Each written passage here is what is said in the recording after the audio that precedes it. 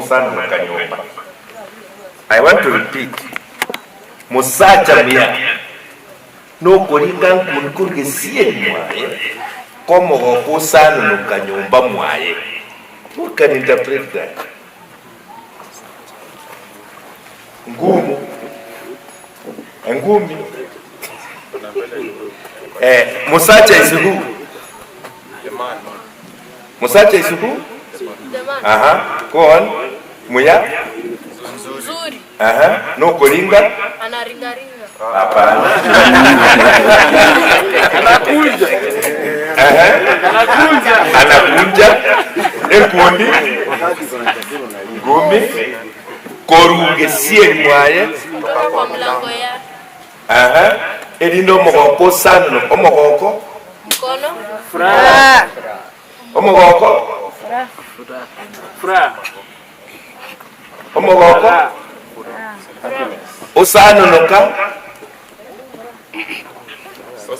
Osano noka? Spread. Nyumba. Kwa nyumba. So can you connect that knowledge?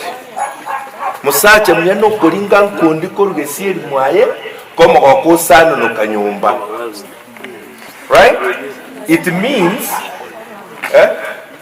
a man struggles to make his household happy. Right? Koringa nkundi this feast is for protection and provision.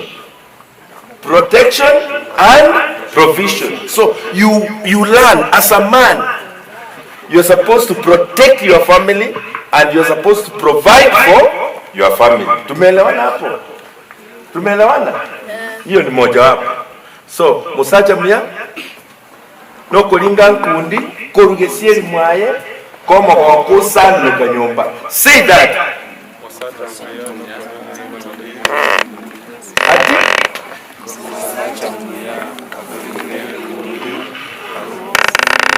Korugesieri mwaye komo kwa creates responsibility in you. Provision and protection. Sawa sawa. That was a recap of what we learned yesterday. Today, around us were herbs, the trees. Some were sacred to the extent that if you messed around in the community, they could punish you. Are we there? So I'm going to invite whoever is in charge of taking you around so that you understand the environment, the role of trees in different ways, and the role of herbs for cows, for animals. Etugo is domesticated animals, right? Do you know them? Okay. Name them. Okay, we see. Chingombe.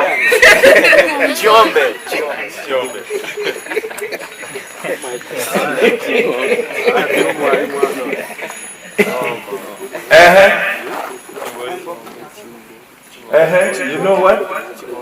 Chingondi. Chingoko.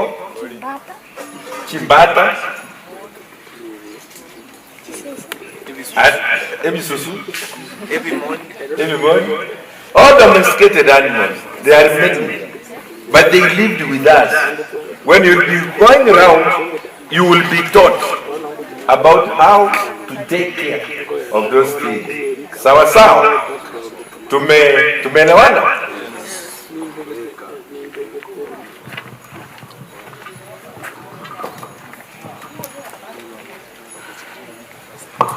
Biarpun. Musacha mnyano koringa nkundi komo osara nasema hivyo.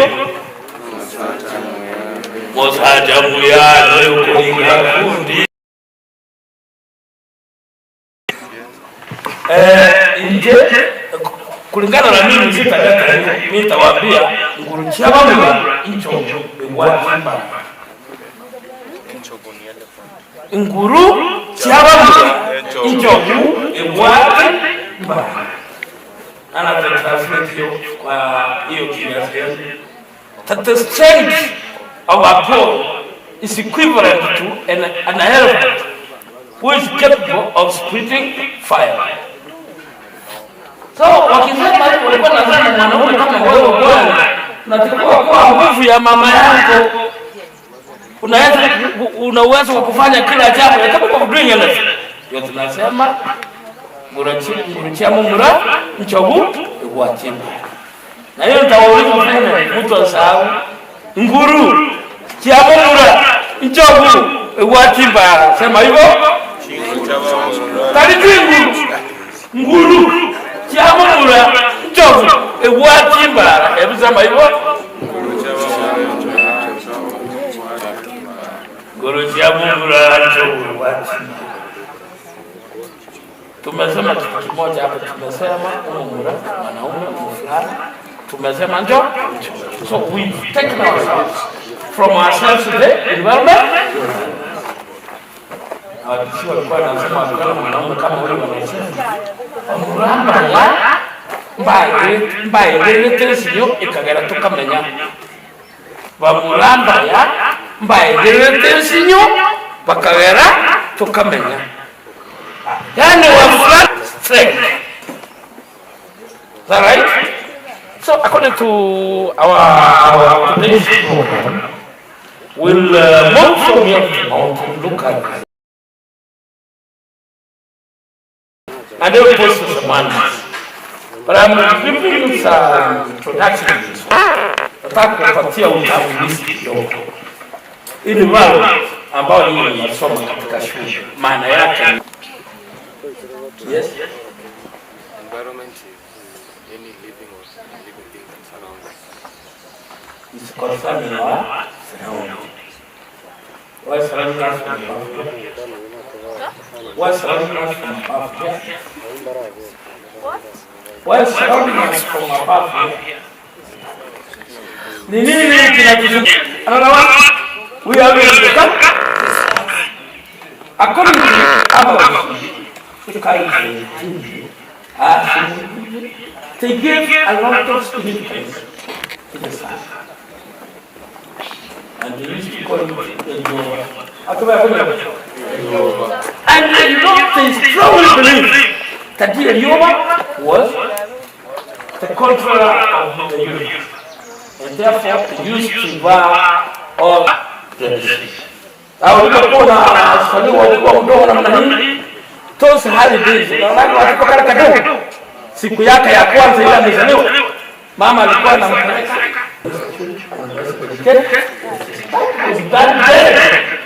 The God who was created there. Kwa hivyo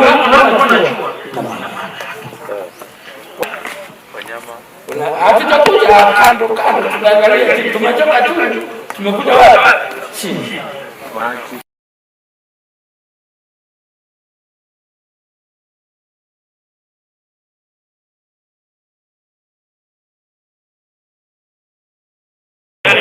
Sasa tulitaifa kama ingekuwa leo huyu mtu angetokwa na nini na damu.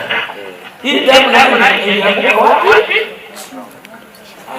This our traditional belief ilikuwa kwamba ile damu inayoanguka hivi inaunganisha na papusa.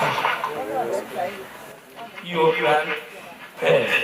Some of whom you did not know. So ilikuwa kupatia kitu tunaita identity. Ilikuwa kupatia kitu tunaita namna gani? Identity. Yaani nakwambia hapa ni kweli. But before circumcision, mtoto akizaliwa hivi kuna ile kitu tunaita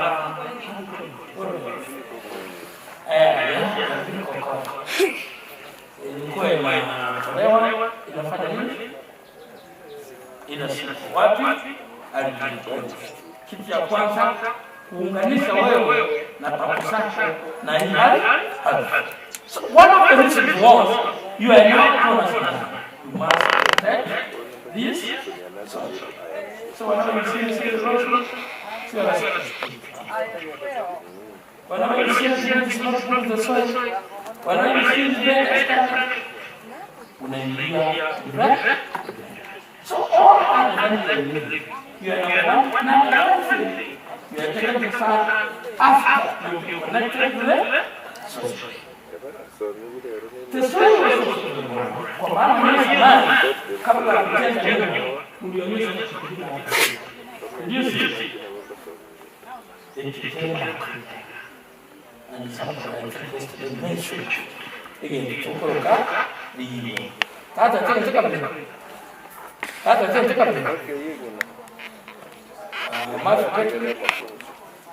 we would soon request for the CIF 93.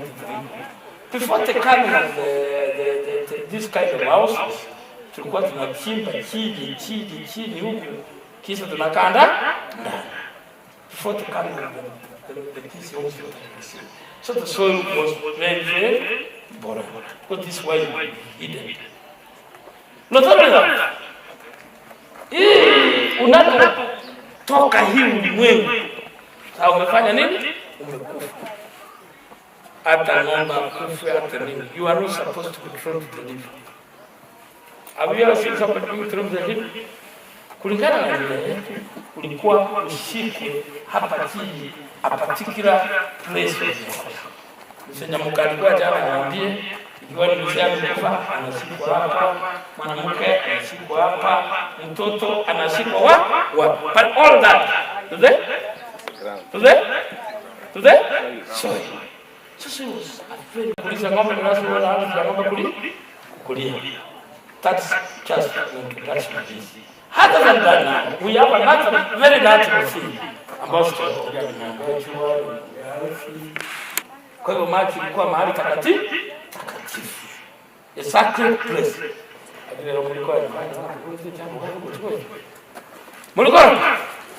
This is why we have this. You know, the Kisi people knew. Never you do that. You have to be punished by maybe so water was very important. Mahali nyanza kabisa ile mtanga sasa. And I have a question for you. When you swear? Yes. You have a question? Wazee wa kitambo walikuanga na choo.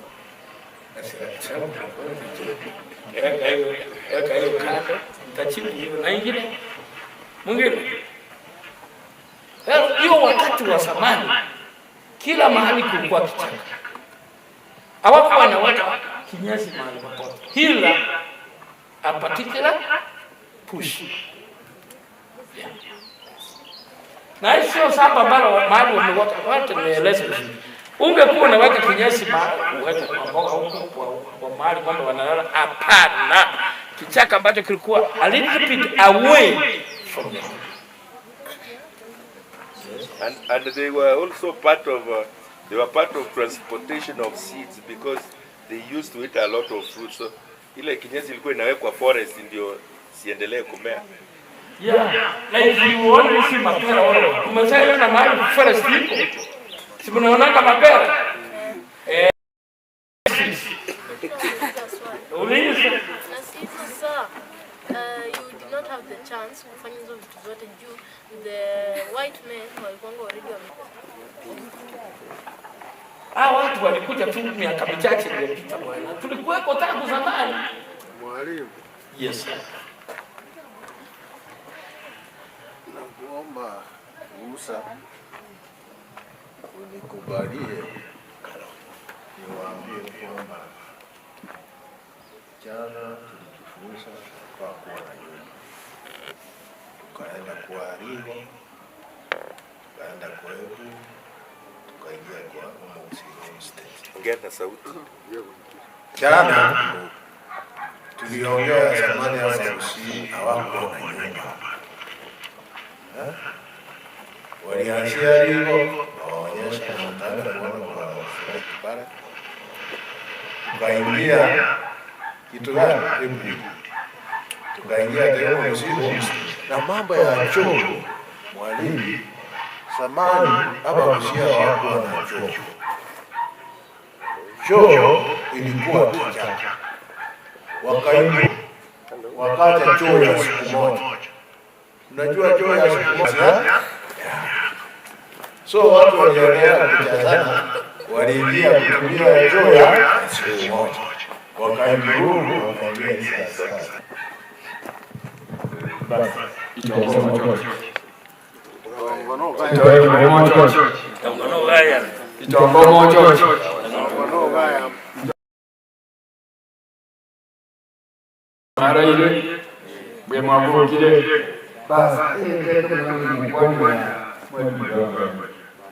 point nina kwa yale ni useless. Na bana ba kwa sina point yale. Kale. Ndio na jinsi sababu ya. Na nyoyo chifu na wapa matunda ya kwa chini. Tuikuja kubeba Mungu. Hiyo kunya. Ndio kwa hiyo kwa nafasi tukeni kwa hiyo kiara chintezenzi kwa ba iwala itukeni mna kite shamba yetu msomo aila injia takani tukunda sana kitu kulo chintezenzi zinige ngako na tabamu kanyura kwa watu wakana baba tekana kali chitunda ji ukomera chitete kwa kuronga kwa kaenda sasa tutu kaleta matunda ya alaikibia ujakaji msongana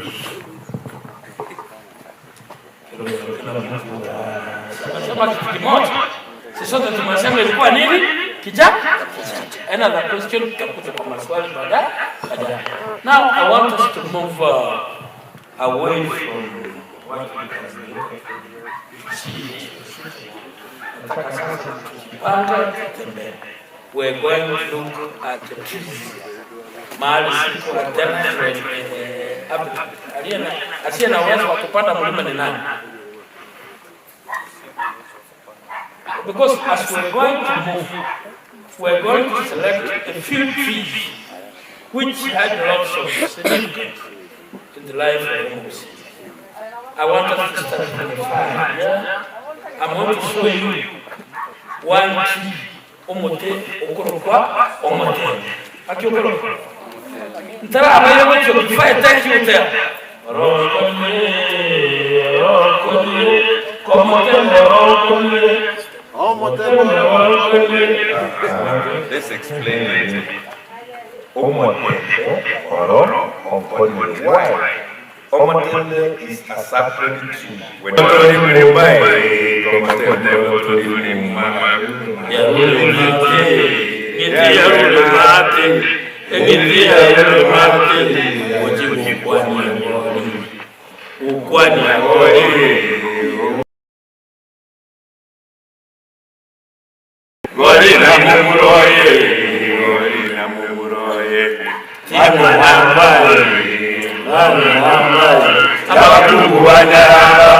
abakungu banyaramba tibali mumai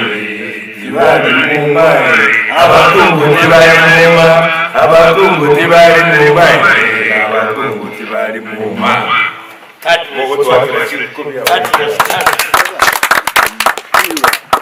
I'm going now to show you Omote.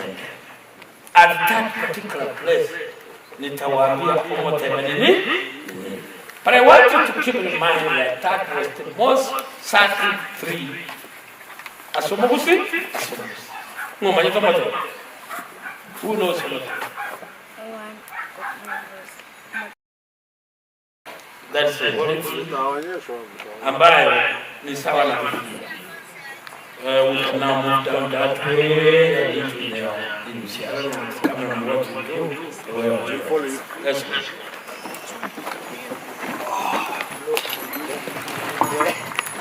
See the environment. On the right.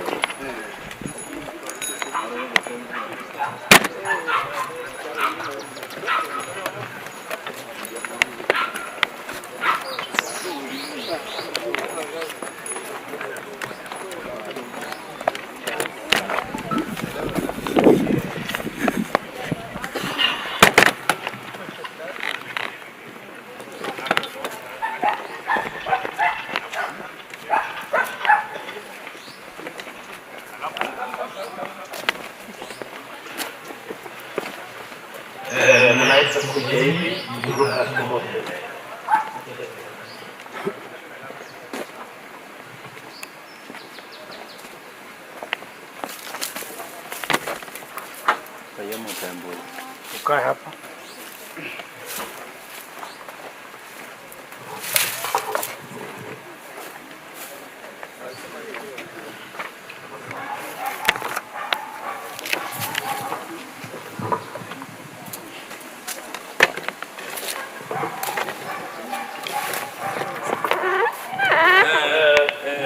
Hivi ambao mnaona hapa hivi ndio tunaita Omotembe.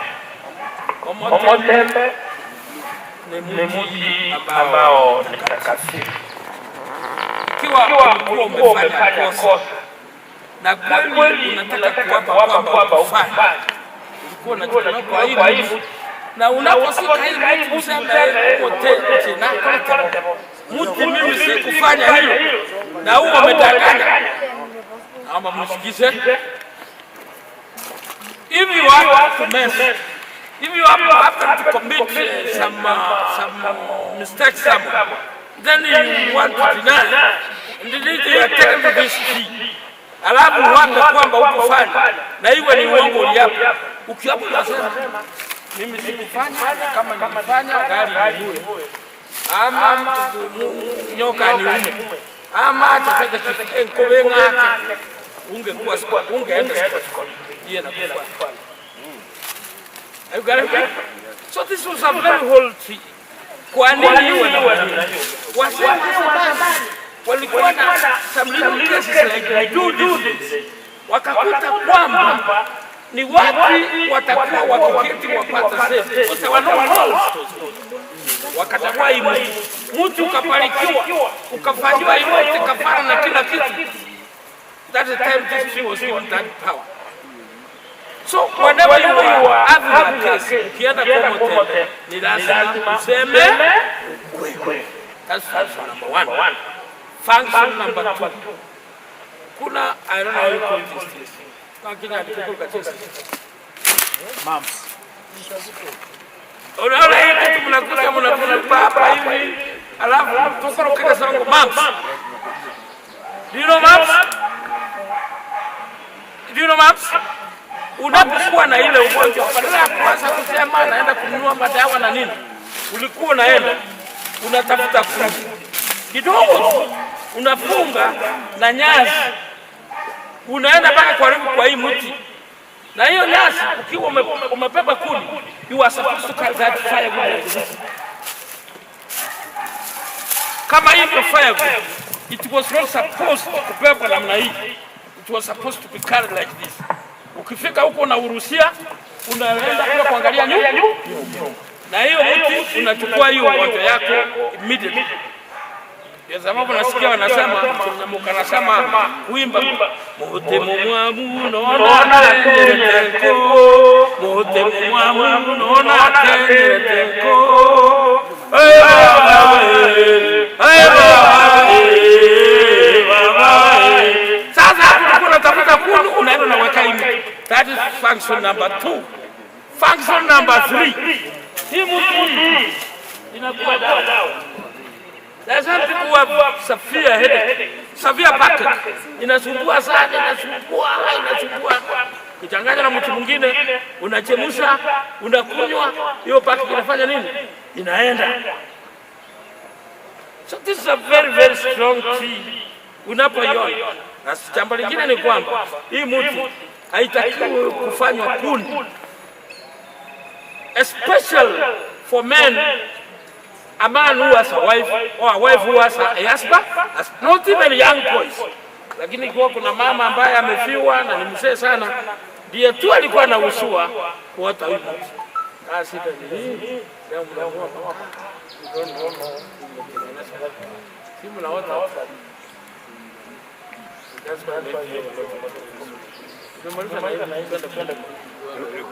ya mwisho mwalimu.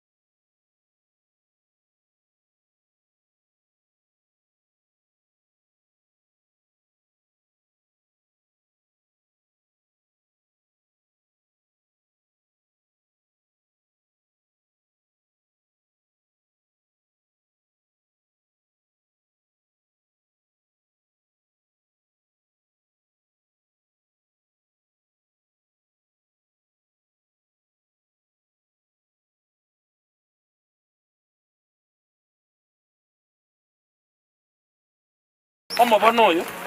If you got masaba you coma, then you go.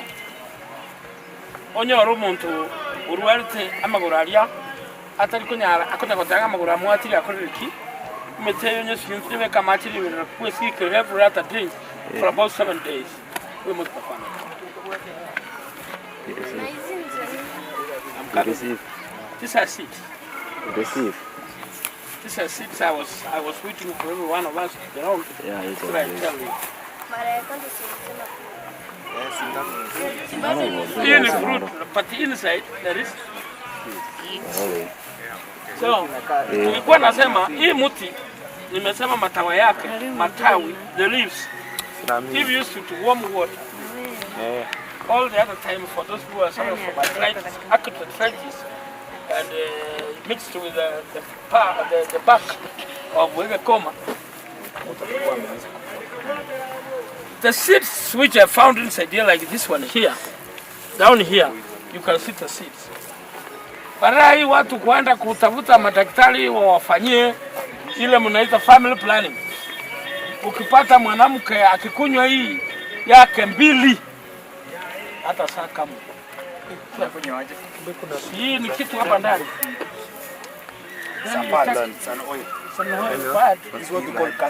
Yeah, lakini ukitoa hii ndio hii nataka kukuambia. You see this thing? Hiyo kimeza hiyo. Yeah, it is. Mwanamke akimeza hiyo atakuwa amefanya permanent family plan.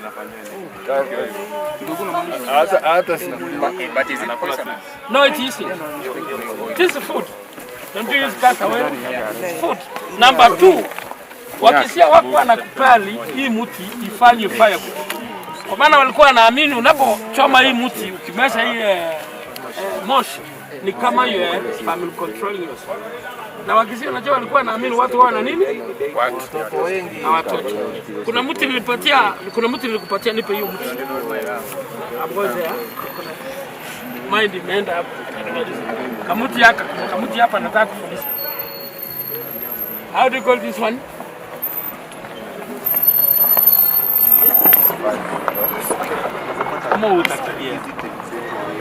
Moutavia. For those ladies. Kwa maana mimi nafundisha wanaume ambao wanaenda kuchunga wanawake wao. Sasa ukipata mke wake ameanza tu kutoka multi period which are non-stop.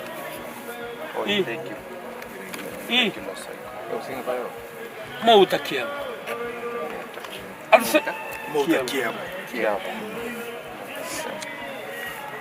Tunaenda sasa wapi? Msune, umepata msune? Msune. Nataka kuangalia tu ya huu. Kuna mtu hapa. Mbona anataka muangalie vizuri? Bivaya go tu msune. Oyonga kitoko nyoroka. Monya iboba. Hiyo monya iboba. Inakuanga na flower sac which appear pretty brownish and the like, Hii inakuanga type mbili. Kuna moja inakujanga na kitu almost white na nyingine inakuwa very brown. Ukipata ile ambayo iko na white, najua umekula vitu mingi sana mpaka wakati mtakapoa wanawake watawatoroka. So the moment you see yourself you have gone low. Use those ones as crystal. You foil. You foil. That is what we are. Wanaenda kupractice kwenda hapa chini. Kuna haja kwenda chini. Naona kama nake. Ndio amesikia nguvu ya kiume.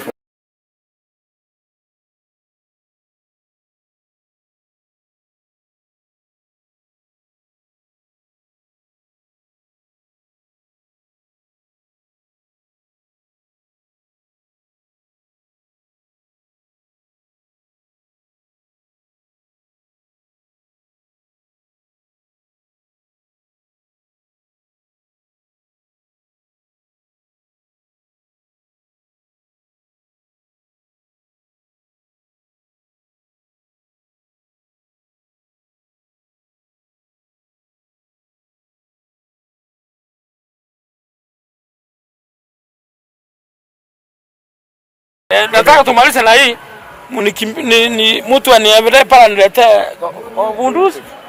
Na hiyo mwenano mle. I want to no moina. Oli tu yetera tu hapo tu hapo ni tayari. Koli kitoro mondi kilimo mwenano simakonyo. This is one of my key things that I want to use. So, Chinta Mama, they have a number of things that they do. Oyoko kwa Chinta Mama. No bwate binte bingo gukora. Ekara bagakaba kare. Bale gukaba gukora kana egento gukora kunye sokoro. Chinyongo chiri chako be kusiko te kwa 12 sisters of Omagusi. Chinyongo chiri round chako be kuchinta Mama. Ishara kwamba mambo ni mazuri. Kuna watu wengine nao wako na imani kwamba hii ambayo haijatoka hii inakuanga dawa. Wala ambao watu wanapenda, wengine wako na maneno ya vitina na nini, hii watu wengine wanaitumia kufunga fish. Aje. Na asamaru. Nata. Na mzee mwingine sisi kama alindangana zamani. Kuhusu hiyo. Kuna mambo mengi. Ilikuwa na kesi. Alikwambia ukweli hapo danganya. Nipatie hiyo. Na hiyo siku nilishinda hiyo kesi. Ukiwa ndio nimesema kufunga kesi. Sio na hii unaweka naye hii. Bana hii weka kwa mfuko enda kwa kesi. Ni dawa. Akakatara hapo. Ndio tara hiyo. Kinangalia hapo. Kinangalia. Ndio nimesema kufunga vitu na kufunga kesi. Nyamba bwa evidence ile. Case dead on arrival. Tuko sio kwa mara pana bwana. Sio kwa mimi tano kwa ndio na kwa.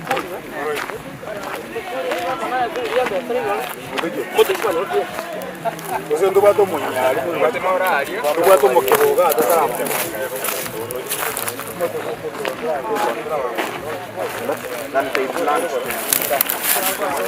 Sawa, ndo kisia sikete ngoko. Sawa.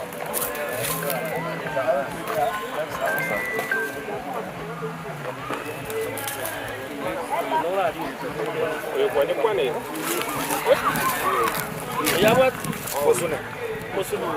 Shika hiyo. Kata hiyo. Mosuna gasi nini? Oyo kwa Mosuna. It was also a preventive, how can I call it? A protective hiyo kwa nayo. Weka hivi. I believe hata ukienda wesi kutana mtu. Naenda wapi tena? Can finish with Omonya to come back. Tuangalie Omonya turudi ndani. Come and see Tremor Orientalis. Come and see Omonya. Really?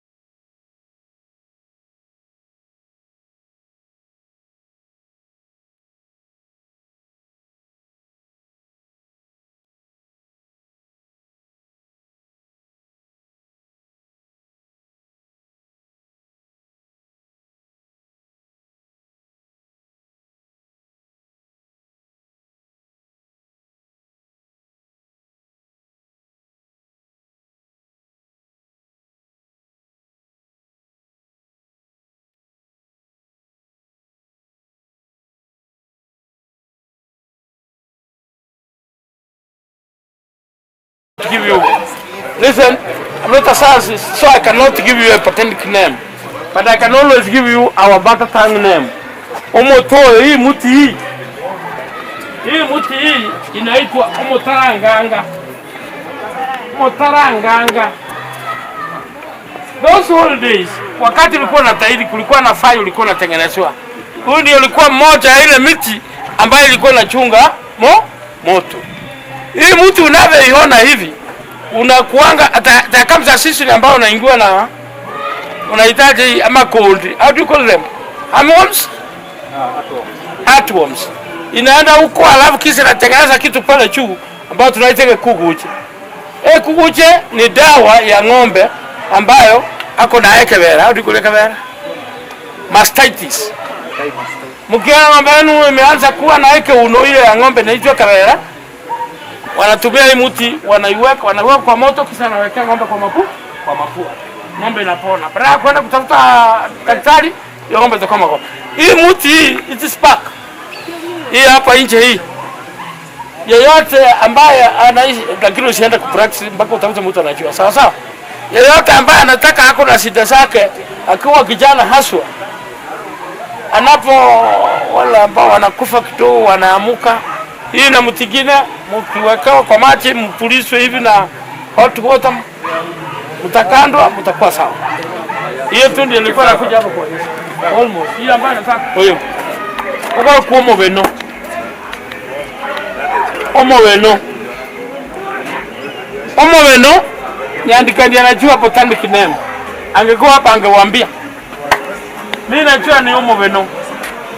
Omo beno ukiwa na malaria kali, hiyo ukienda utoe kidogo usinyunte obekasi na nusu glasi hiyo kwa mnyoka hapo sikosa obule na mara moja.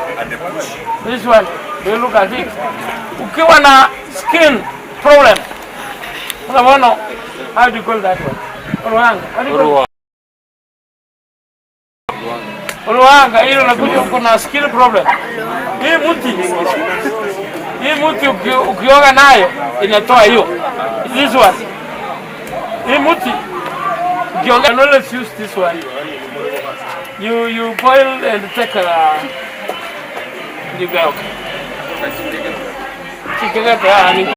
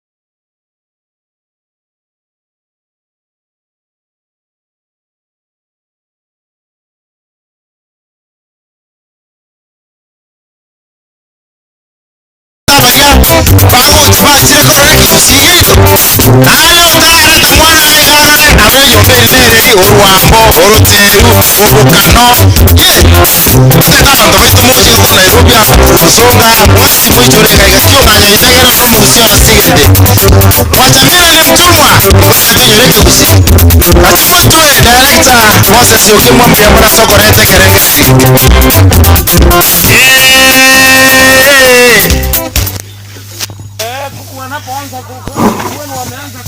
amagoro ya ninjo warite ijato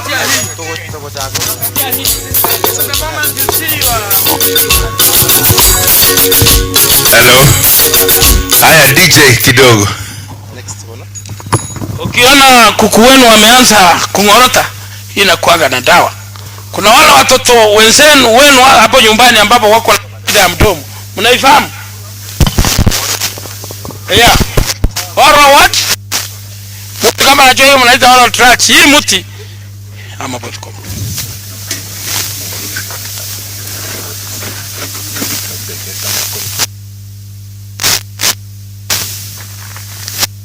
We want to do submit now. Well, confirm your name and then we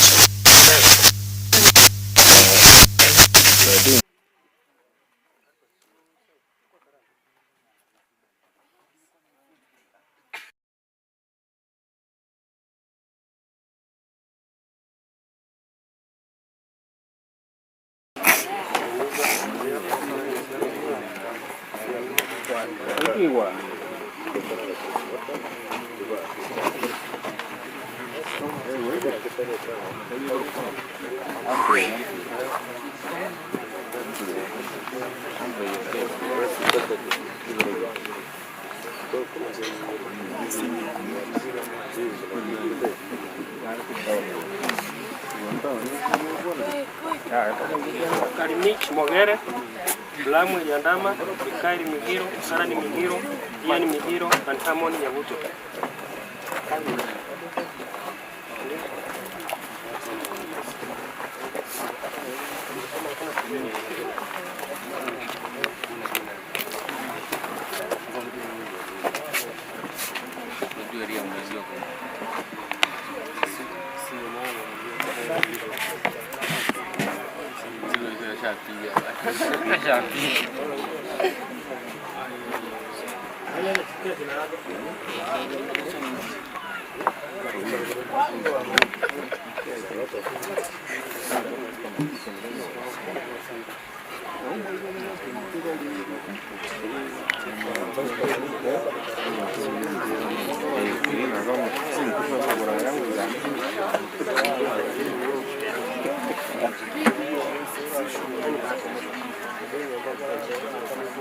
Nani atasikia jina lake?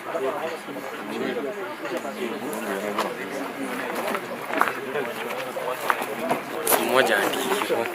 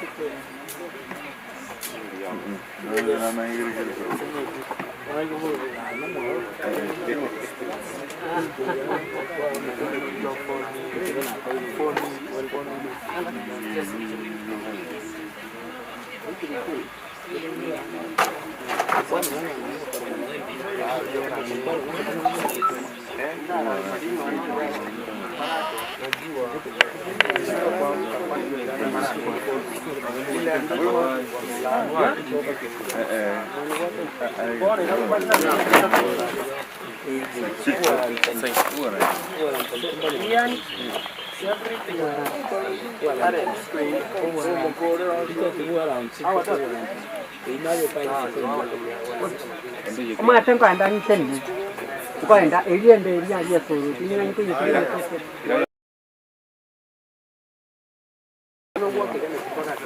Ndio sinya tendi. Mbili teni kaje beki. Suranta bwana ndio mteje. Okay.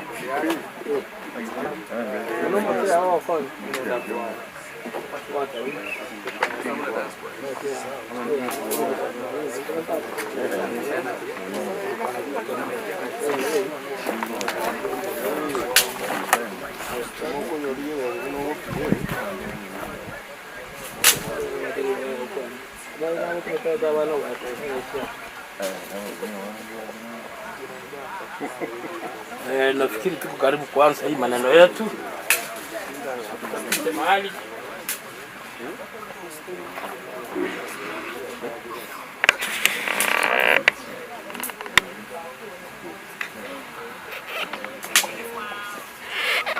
Bundusi leta wangu.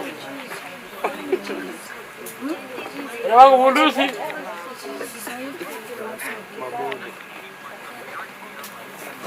Nani nataka kujaribu kutest dawa.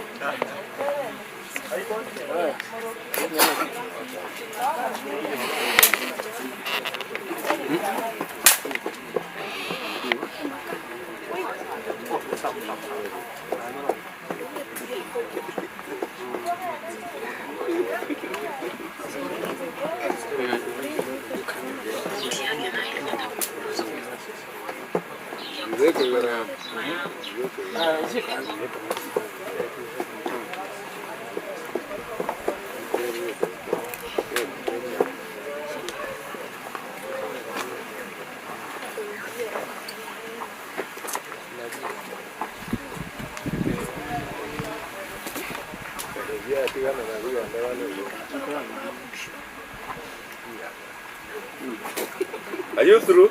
So that we go on. Just waiting for one.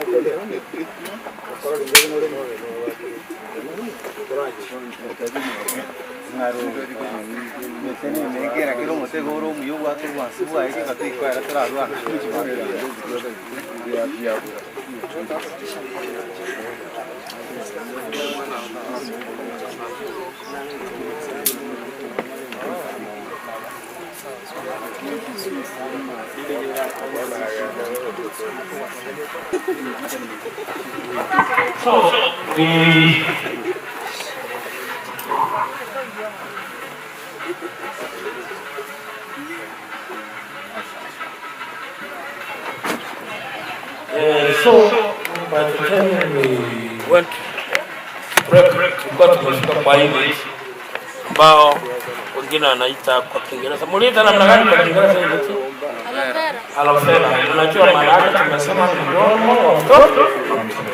This one can also be used to heal orowangu. Mix with another tip like this one. Wakati unaona unaanza kuwa na shida ya harusi hapo hivi, atuanga hii pamoja na hii, ajipaka vizuri, siku 2-3 hii inaondoka. This one can also be used to treat au kukuwenu. Unapoona wanaanza kuorota huku, swaga hii wapati. I cannot go beyond there. I want to move to Omoto. Okorokuwa Omoto. Akiokorokuwa. Umuti unafanya mambo mengi. Kwa mfano ili watu a slight cut, chile ya kuingia naye kabisa. Kidogo hiyo, hiyo kuweka it stops ile ya kuchunga. Unaelewa? Hii muti unapokuwa na sita when to always wear the man not very common, right? I don't know. And then the moment you got that problem, you are supposed to go down and after the back of the root of this tree, plus the other one number 30, and another one column somewhere, ukikunywa hiyo mambo kwenda. Very good. There's a beautiful eating of eating, right? Move it.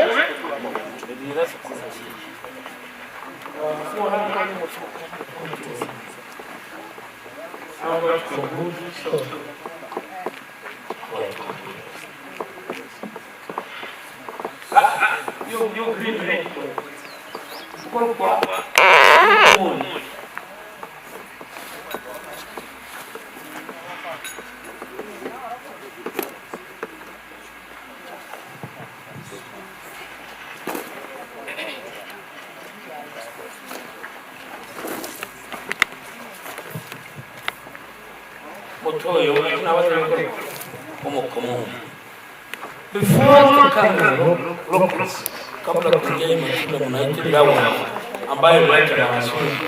Hii mti ilikuwa na matunda yake. Ilikuwa tunaita chikomoni. Hiyo matunda yake ilikuwa ya maana sana. Maana ilikuwa inaponyesha magonjwa mengi. Kwa hiyo unapoona hii komoni is not just a tree. It's a very important tree because it's fruits and medicine. In the sense that detected wala ambao kuna kifua mbaya kubwa na sio wanaemaema wakitembea matunda hili ni sana. Even in this park kutoa hii lakini ukiweka kwa kitu ndani upumue na you live yourself. It's now the sensitive talk concerning this. I want us to go a little bit away from the numbers. And it's that we clearly advance. I know you know the animals around, mature ng'ombe ni nini. Lakini kuna wanyama ambao ningependa kuwataja kama watatu na niko na sababu. There is this animal we call elephant. Elephant kwa hapa kusudi kutoka kayari ninataka. And I want one to come here and tell us which clan uses elephant as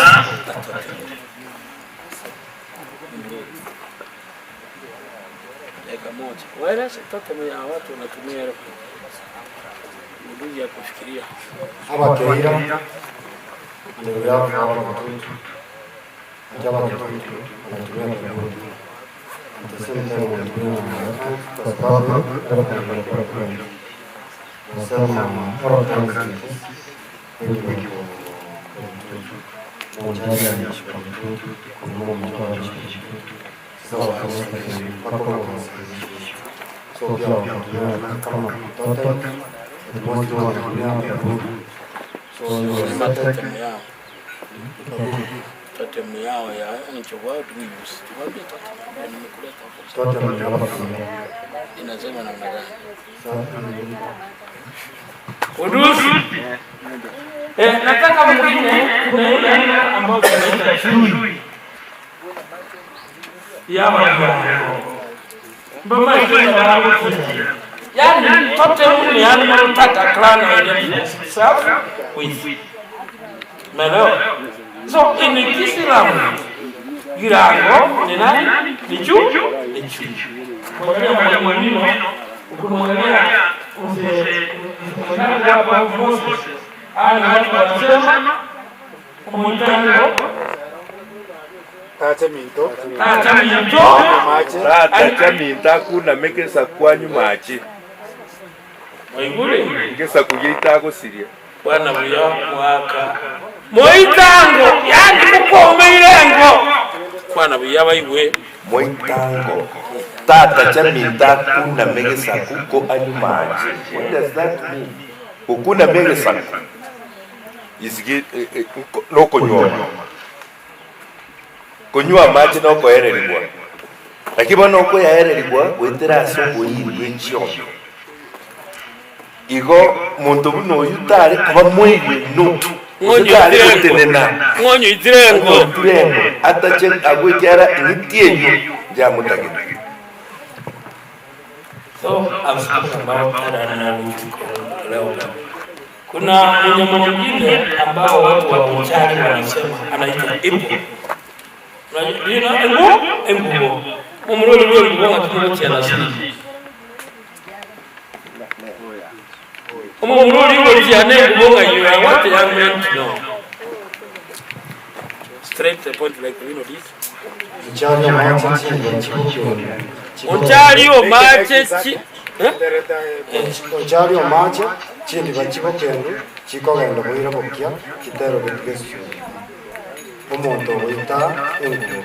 Boita ngubo taja minto hakuna ani mache ngese bagosa. Agora mana abuna macha nyengubo njaba konyete elinde babaki bakaba alwangwa ne tena bose kurangirinde umurungu mwabu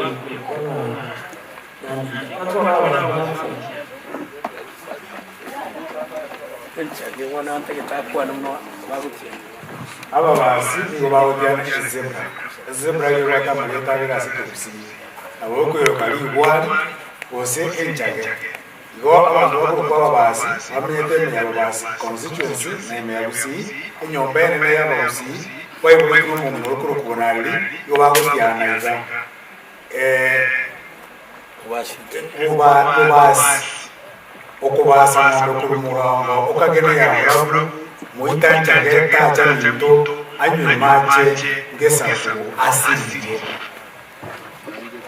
ngai bako basa kurwa mongo abantu amachoga mabwate bako ligere dile tukuka muita ngi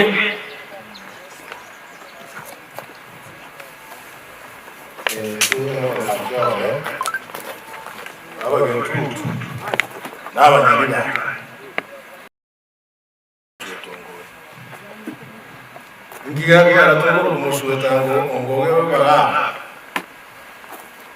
Ekero ilabe ajiete otua. Ngi sarara akaraga kanyere. Akaraga ne ngabi abaraki. Ekanyere. Kajibwate kaditi. Yaje ngalo mwalimu akanyawara nengo. Bawe geragiro nyoma mungino ya kasuku watu ngorito geraya da sabara ora na da do kabara ngani wakamoteria nengo igwa akarate waiti agatebi wa kaiwa manyasi kaiwa manyo agatebi mungino mukawo yara kwa morito oko morito omore umusueta wengo umusueta wengo neliyo yengo egesero kiyengo moyuwe nakika ko wawe tonina unaje we tonina mu macho umusueta wengo uyo rai wengo abwe tawendera kisieli kisa hakuna minto ayumaje negisakwa kuna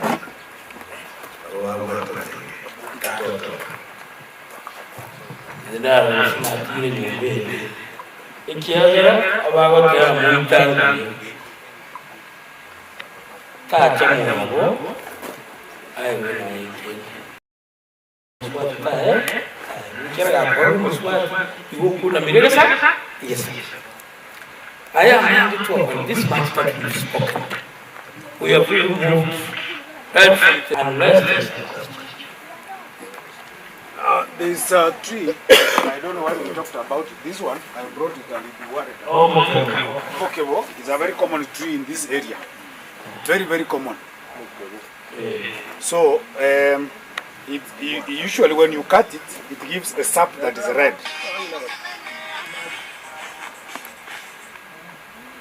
And scientifically we call it Cafcalis incognita. Usually used to set off with what we call evil spirits in your compound. So that is how it's used. And when the rain, we have rainstones. This is what changes the environment. Okemora is changed. It is used in such rituals. But it's common in this particular end. And ukikata, you will see something red. You do this like this, shortly to turn red.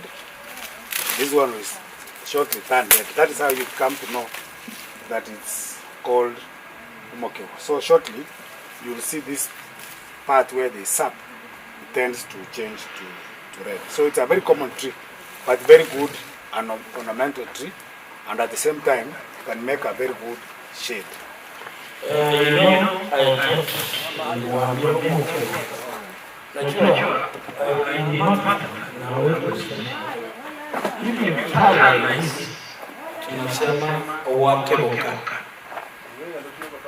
Right? So umokewo is actually there to do away with negative energy. You get me? Ile kitu mbaya ambayo inakuja hii inapendua. That's why it's called umokewo.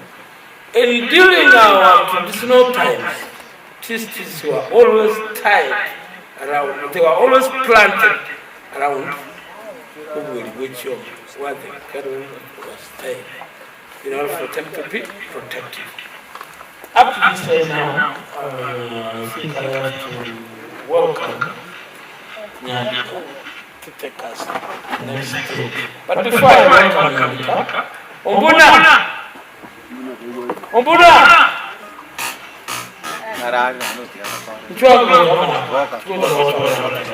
Nakubuuliza swali olimo.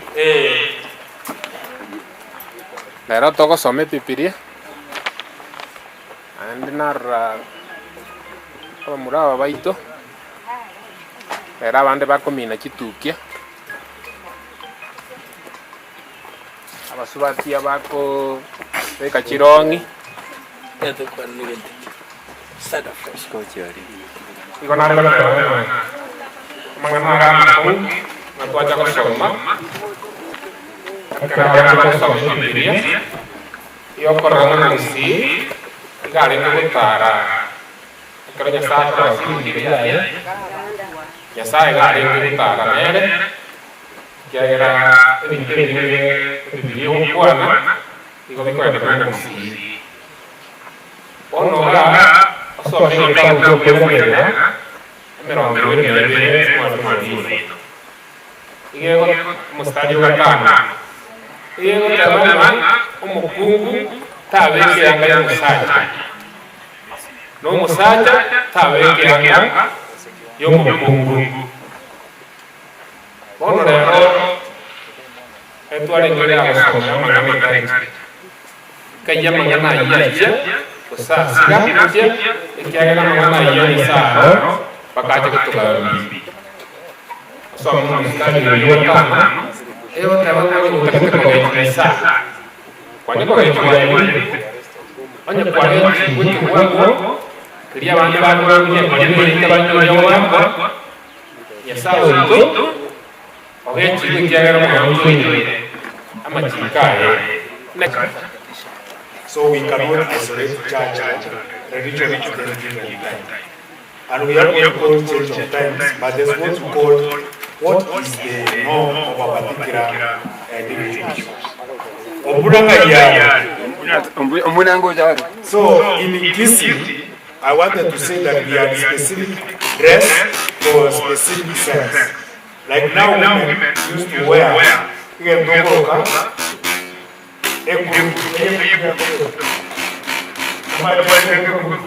grupo ya motua na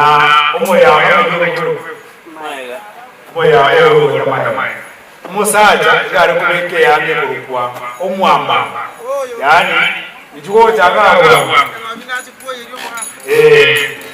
omana wechanja oberoro watu wanabaki mioto bali bakakakakiri akina ile ndio kwa asumusana ya majuko ya kuweka sana na kumayaga gari yake kuweka roho Goma chianga nanu musi na bwatu batia basa cyo batia bangina ana bwatu kitia abantu bakubwa abasacha yo yatakere ati omuntu kumusacha atoko bekire nguki ubiyekiro moya ekarabwe kubeka ekarombi wose egesena banda mana kubeka umwambaro ali awuswa mana kubeka myotoro mana kubeka yora ege dokoroka ekiore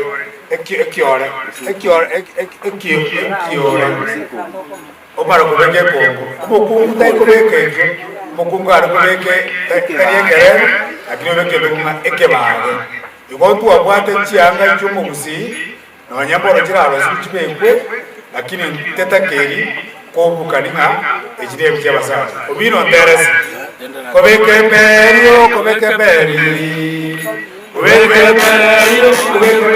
baito moise kobukaya yo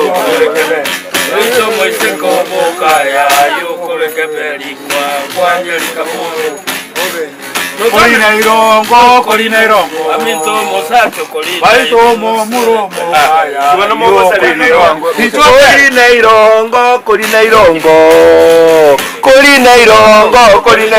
baito muromo kaya yo colina irongo baito muromo kaya yo colina irongo eswa linga moro obenda irongo songa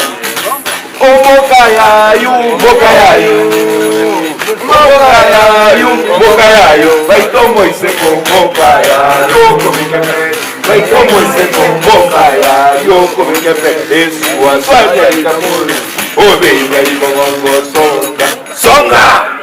Ga amatera yo nara discourage abantu bamubeka tianga kirikita kwende. Asama ana yo ababula omanyete natura kwa nena I don't understand why young people, you are kind of apathetic to their cousins. You have seen something with your cousins. I don't know why. Kwa maana zamani ile wasichana wako wanavaa nguo lakini walikuwa wanachungwa na ndugu zao. Omole ndotea montata akumukumu. Bwana ana mtu kachironi na omole watika zilio hapo.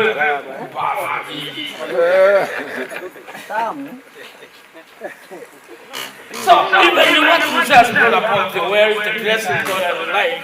Nyinyi ndio mmewafanya. Nyinyi ndio mmefanya hao vijana. Mpaka bwana basi mimi wako nikironga mbona zikuwa nini? Which was not that. Sasa sisi tumewafanya. Ndio tutaro tilo na kwa nyumba toyo bakwane. Igoro yake igoro.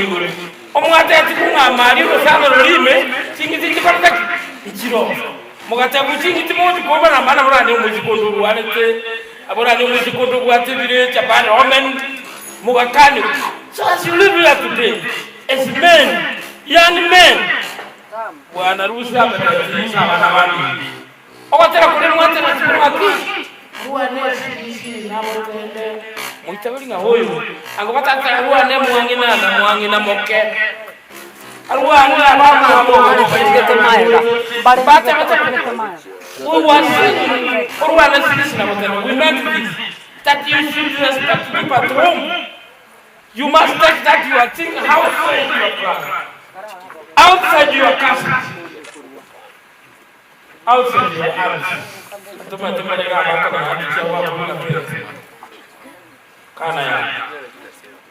Kana asilimia today. Young one you just fight. Mwende ndio niongee nimalize.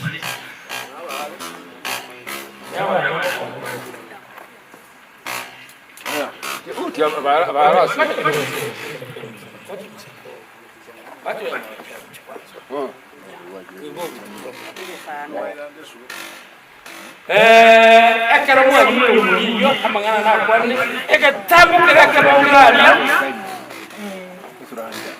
Young man look forward. Waangalia mbele bwana. Kuna chama mliende kiguruguru. Leo nataka mchana wa relax ritual ambayo itafanyika pale. Mtana kitu naitwa Sukutaba. Mutaba ya nisa kunywa. Uji hivi pale tunaenda para mwana. Controlar la diana. Sia ni controlar. Wana mwanzo tena wale wana.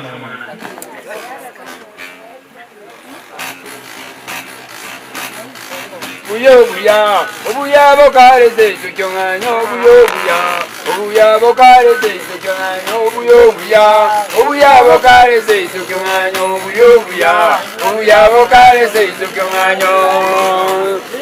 Kisage kiboko, nakyomoga kakolera mayenga, kisage kiboko, nakyomoga kakolera mayenga. Buyobuya, obuya bokareze tukyonganyo buyobuya, obuya bokareze Emanga danya korona mayenga. Emanga danya korona. Emanga danya korona mayenga. Soy emanga. Emanga danya korona mayenga. Uya bokare se chunganyo. Uya bokare se chunganyo. Uya bokare se emanga. Emanga danya korona mayenga. Uya bokare se Uya bokare se Omenuka Uya bokare se Omenuka Uya bokare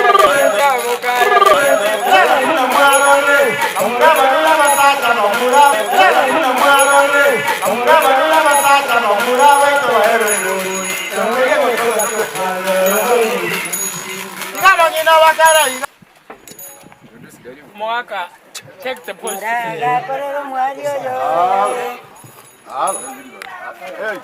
Ingebe biye Ukwana ke. Ukwana ke. Asante DJ. Order.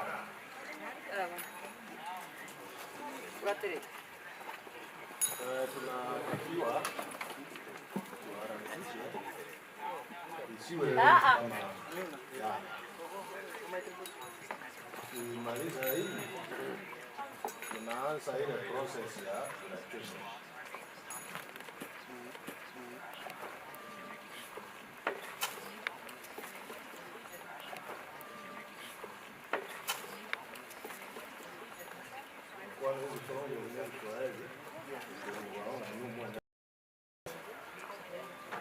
Wana utari kuyote usi.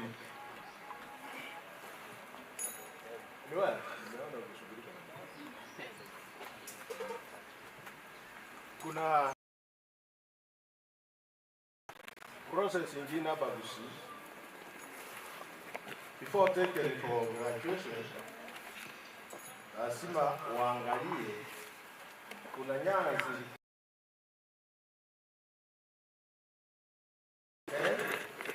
watch moto usisimike. Wale viongozi ile kanzu ilikuwa inatunza wao, wanaangalia hiyo nyasi na ile sumu, wanakutisha pale, unaona kama unanawa mkono au ya mwisho wanaonyesha jinsi ya kunawa. Ukipata hukutuza hiyo fukuta hautatoka nje, lakini ukipata ingali iko mbichi utafurahia kwamba you are careful and you are really taking care and following the instructions. So leo tunaenda kuhakikisha moto hapa Busia hawakuwa na matchbox, hawakuwa na sanda yoyote ile ambayo ndio huhakikisha moto. It is by friction. Na mtaona leo jinsi ya kutayarisha hiyo mpaka moto wake tutumie kia. Samani namba ikipekiti screen ile hapa kuwa na kitu kama hiyo. So bundusi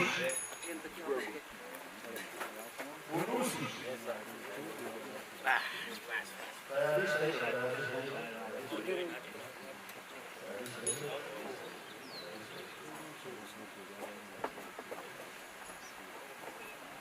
Lakini tunaanza kuwakisha moto. Kala nyurungu, toa nyurungu ulia mnu. Toa nyurungu ulia. Sina haja na hiyo. Yote haja kunywa uchi ndio utakuwa na nguvu ya haja. Sasa uchi wao waende na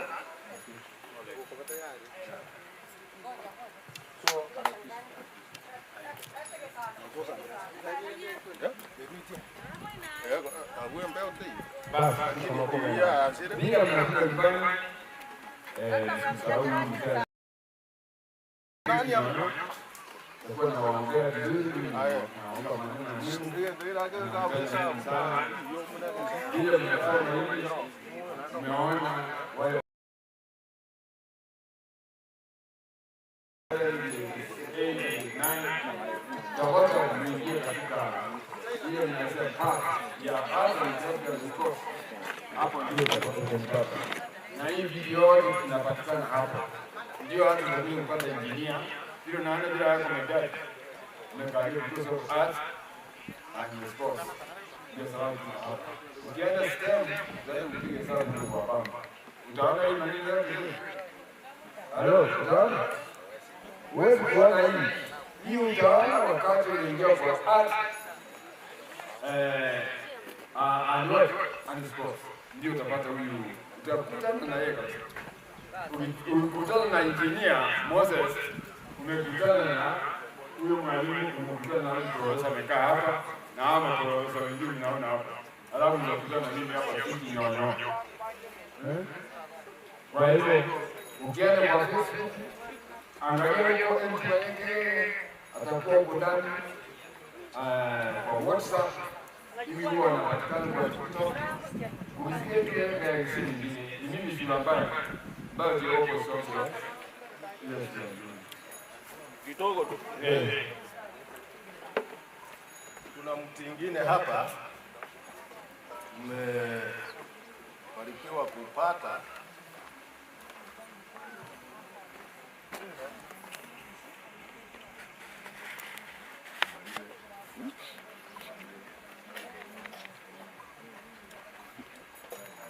nani anajua jina lake?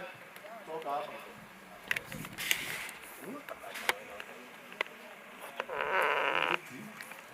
Unaitwa Mokororanga. Sema Mokororanga. Sema Mokororanga. Unapowazwa na homa, ukiwa na homa kali, upate huu mti, utafune tu hii homa inatoweka. Can you test him, Mokororanga? Have you ever tested? This one has matured. Take one, wengine wachukue. Just one. It is sweet. Take one. Hii ni dawa ya homa. Mokororanga.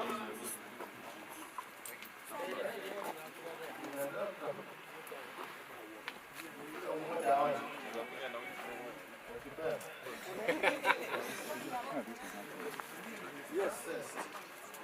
After test. Take one, do the test.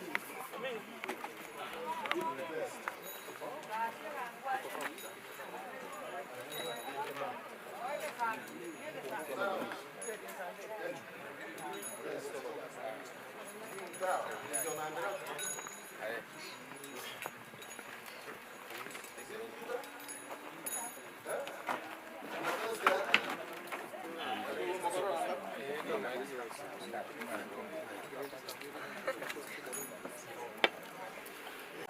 Na si kila mtu ambaye alikuwa anawakisha moto, ni wale wako na ujuzi ambao wanaweza tumia the shortest time possible tuone moto. Na wewe weka jicho uone, uende kujifundisha nyumbani na utasaidia wakati ujao kama heritage yetu.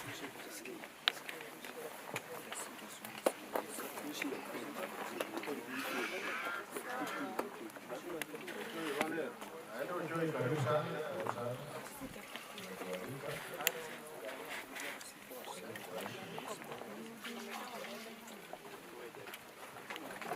Karibu sana. Konranse ali abana bararo. Kaimwairo motao. Sige sanda.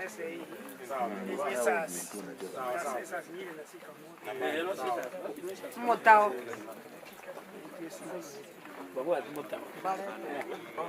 Motao no rugo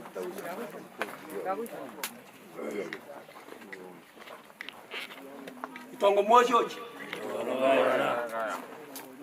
Aba no gusiri tore kusiri. Naro yo mutu kale tukuwali nchiko kwana na inwe. Umukunde kanu.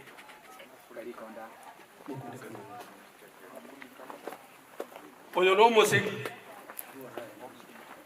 Young man, come talk about this so I can feel everything from here. Oyo no moisha mwe chintere. Moisha mwe bila nani ubwa ni sio chani.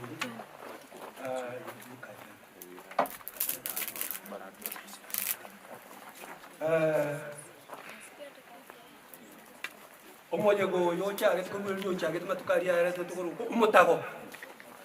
Oyo no mutago. Okay. Ayo chuka.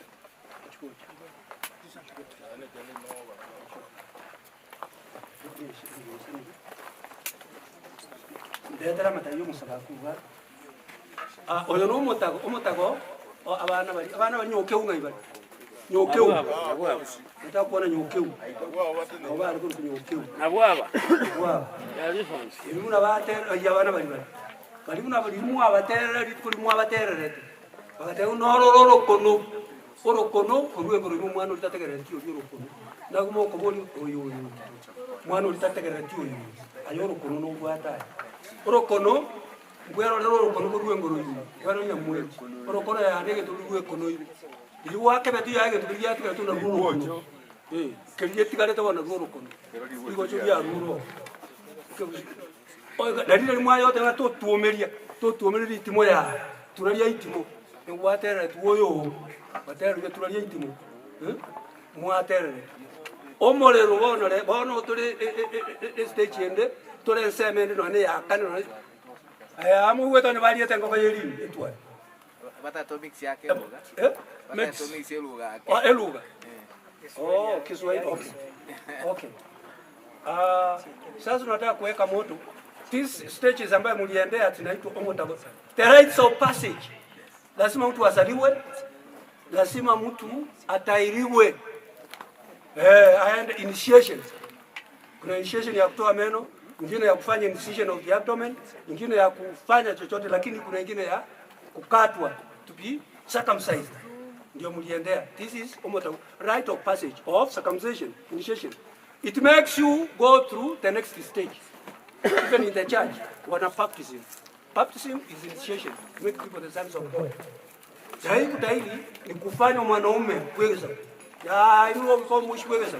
Esiyama kwanu bobe bamuleta bwari. Tangeri bamurabange. Tulende ko bayicho. Ko bago tema insanere nyiro kwe. Nalingo maite ko bagurwasero gito ya ora. Umusiya terete. Igo ya rero mwaro kimukuru zunyomba omorero bono uri yankuro ujo nabo. Obera nyomba ali yaore ndomuri.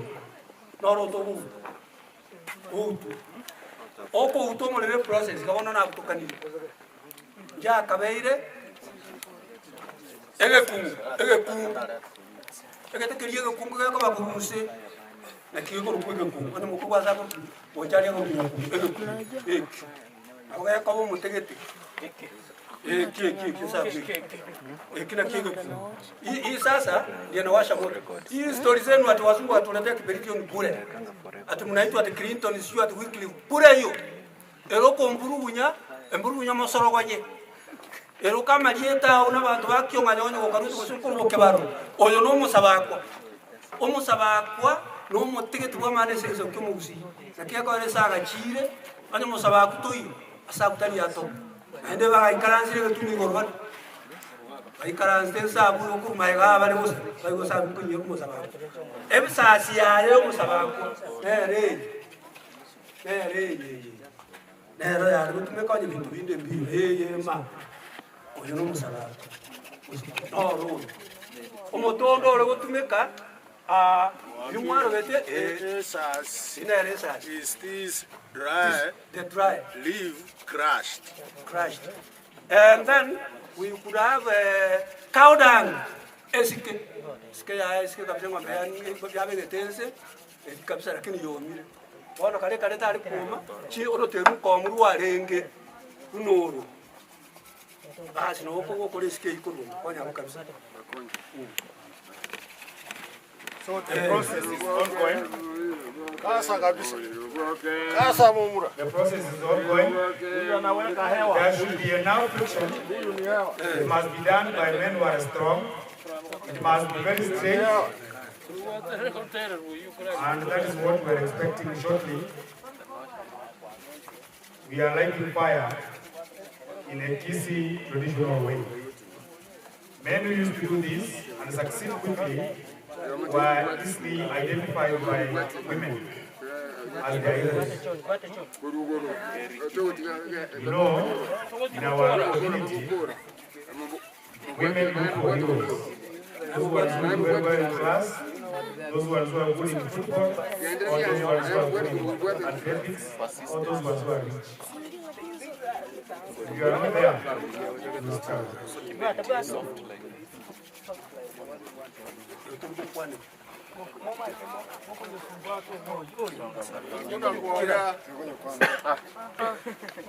It's coming out. Everybody keep quiet now.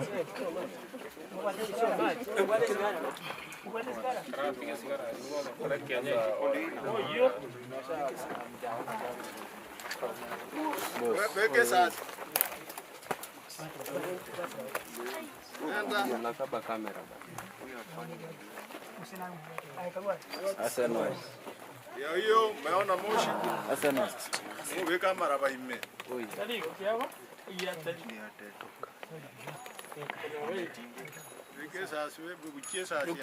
Kiri mono kwana mono liko kwana. Liko kwana. Kiri.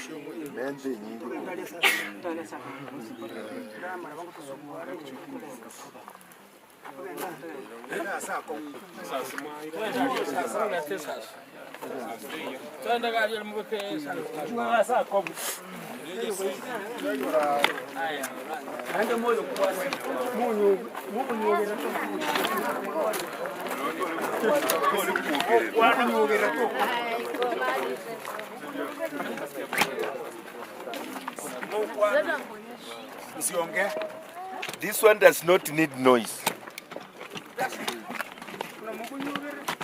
And the aspect of this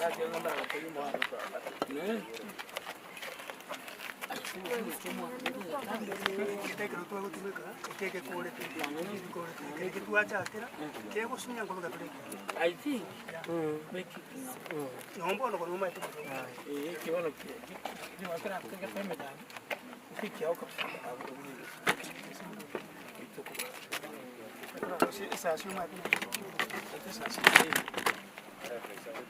chunga hapo, you can easily go down.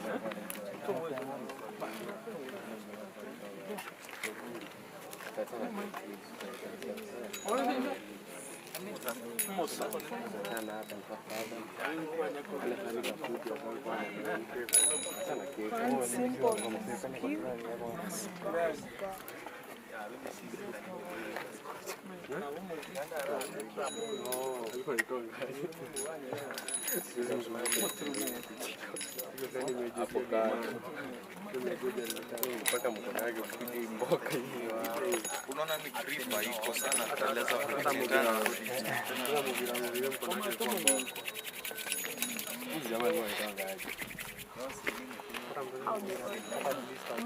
Yo kamba. Niko na kamba ngapi?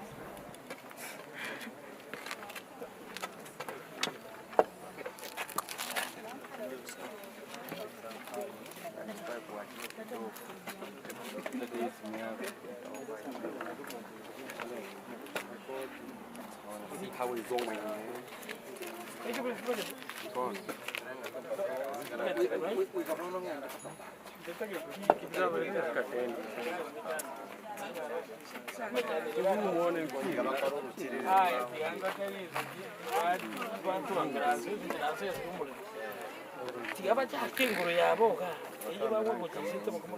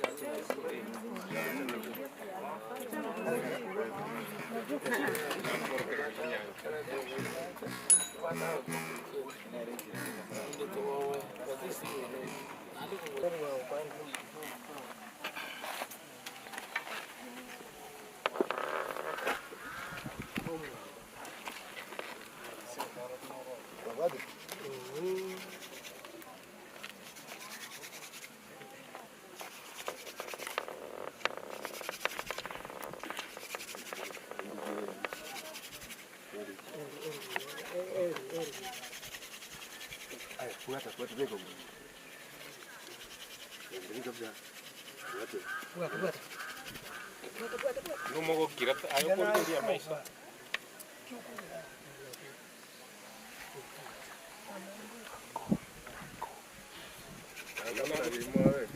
Nago tirimbo kano oyo ndamukembe tugurugo.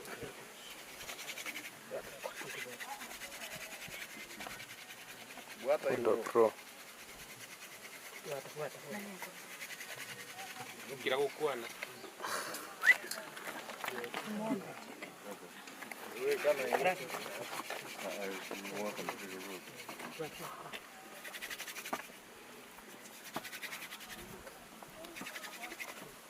There.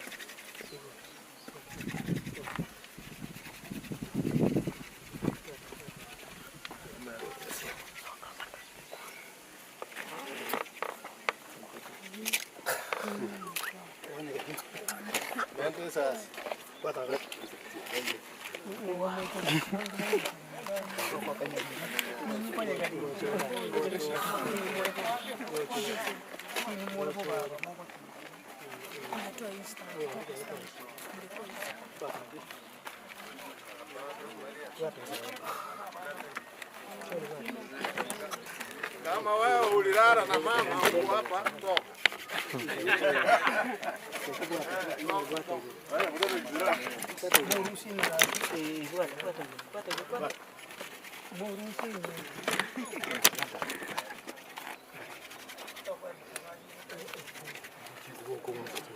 Sangara. Sangara. Sangara. Sangara kwa juu.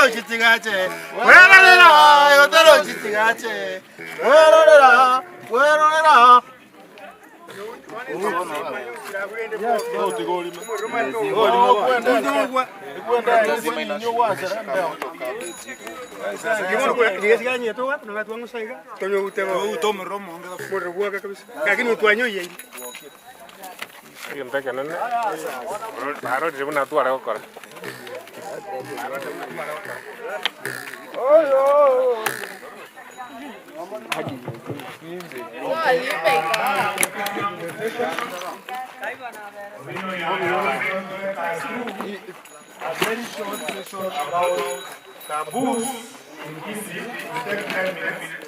Then we invite Moses, who is going to talk about entrepreneurship. Then from there, we will now engage in the process of closing our ceremony today. Wazee wakitufunza every teaching there was a do and a don't in every teaching that we have been given. Usema na nyambo. Yeah? Every teaching. So when you are growing up, when you are being initiated, even tombiro mwaka ni utabwe na tiko kora. Usenyo kata bwe na tiko kokolera. So I want you to remember them, and I want you to name them. Start with point. I just want you to tell us what are the do's that you have learned from here and the don'ts. Put up your hand. Yes. Fanya mkono hivi and seriously.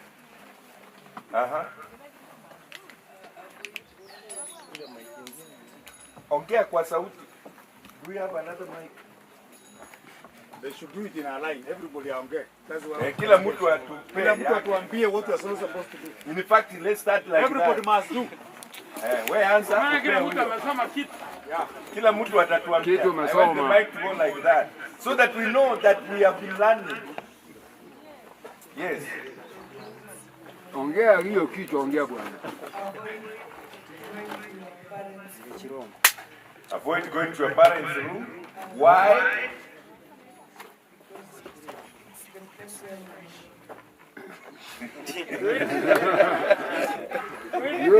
Good too. I don't know if that is the right answer. It's the place where you were made. Yes. Avoid going as a sign of respect and discipline. Because you are not supposed to see your mother empty or naked or your father naked. You are not supposed to. It is a bad omen for you to see your parents naked. Is that clear? It is not. It is not only the place you are made. You must respect where you are made from. I like that as a young one. Yes. Next. Don't sleep with your parents. Do you still sleep with your parents?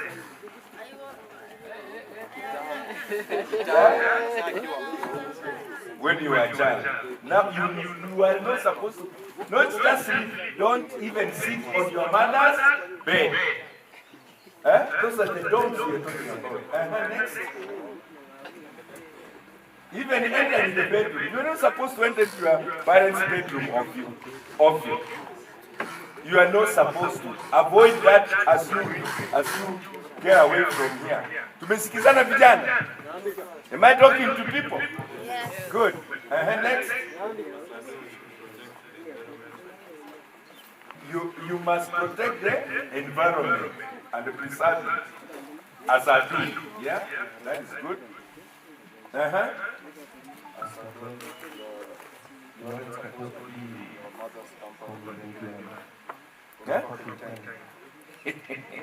As a don't, you are not supposed to be in your mother's company all the time as a man.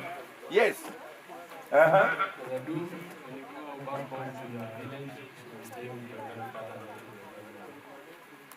Please again. Munasikiza? When you go back home to your village, you should not stay with your grandmother or your grandfather. Good. As a don't, one should not be in the kitchen and the mom is preparing a meal. You should not always be hovering around your mother when she's preparing the meals for you. Avoid sleeping with your mother. Have you avoided that? Never do it again, eh? Yes, next.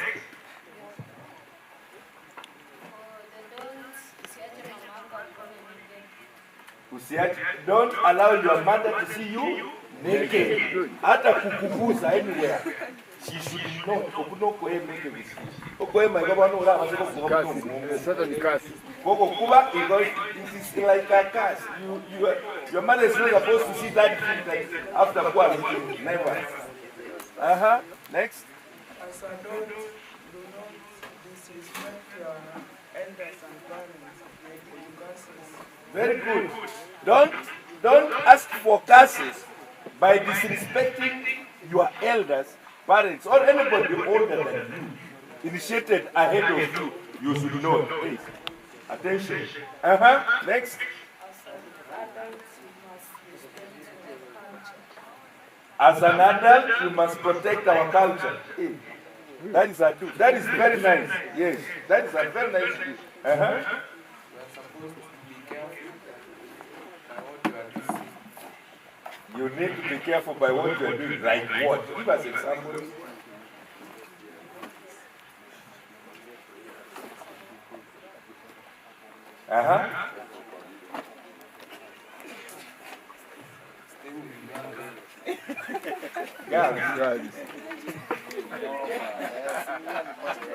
Okay, you are right.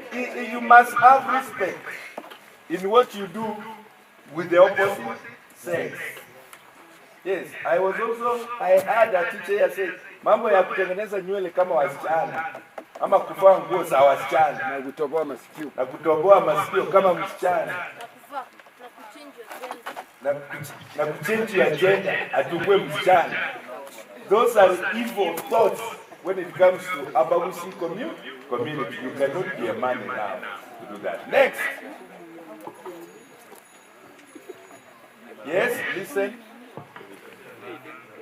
Huh? As a man, face a lot of obstacles in this life, that then you must learn how to face his death. You must learn how to have the character of a man. Yes, that is very important. The character of a man. What entails, one of the things that character entails, one of the things to show that you are a man, that you are born to be.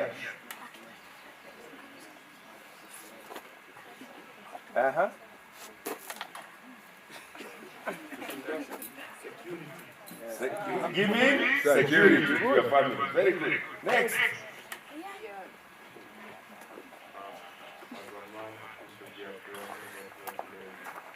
I didn't hear you. You should be hardworking. Okay. For provision. Good.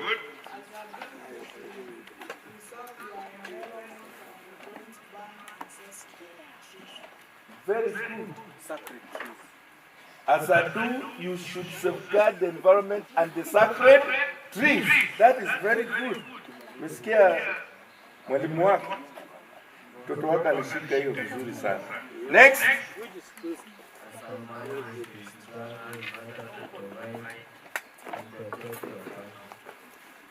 Repeat again.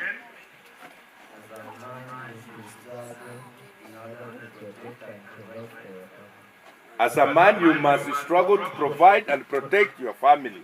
Good. Huyu ameongea? Hao wameongea? Huyu.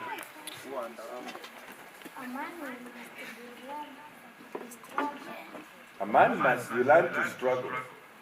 That is a do. Good. Unataka kuongeza? Hapana.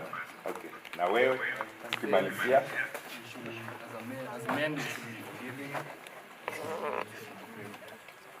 You should be brave and forgiving. Clap for yourselves as you sit down.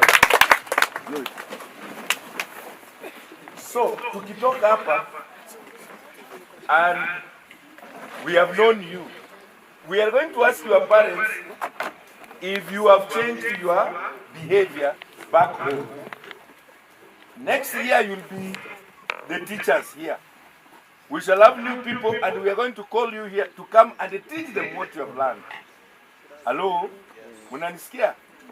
So, this is a process that you must learn and do. Let it enter into your head that you are now a man. And as a man, those dons, maintain them.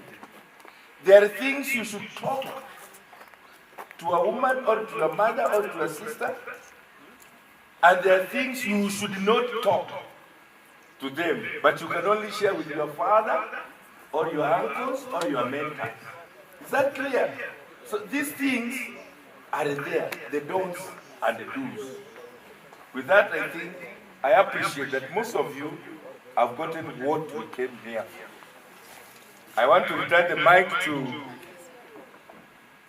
Ngahia.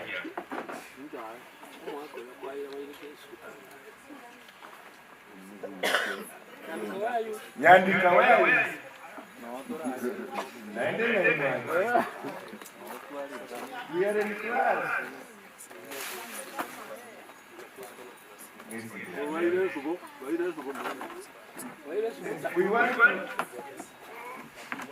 We want to go to another level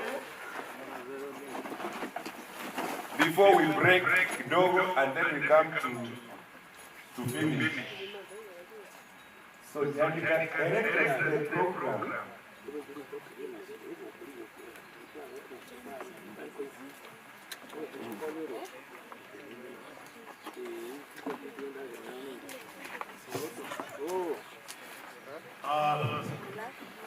This afternoon, we want to ask 3 of you to read in Kisi, but not here, on your own. You look for something Kisi, you read on your own. it will form part of our organization. Now you're going to take a break. After the break, you will do whatever you want to do, including eating.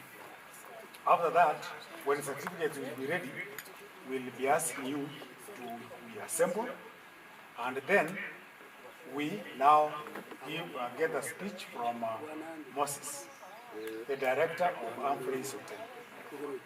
He has a lot for you. Yeah, the time he started investing in this facility, he had you in mind. And that's where you have come. And he has something very special for you. He will tell you why he started this organization and why he wants the Kisi language to go through. He's a man who has gone to big schools.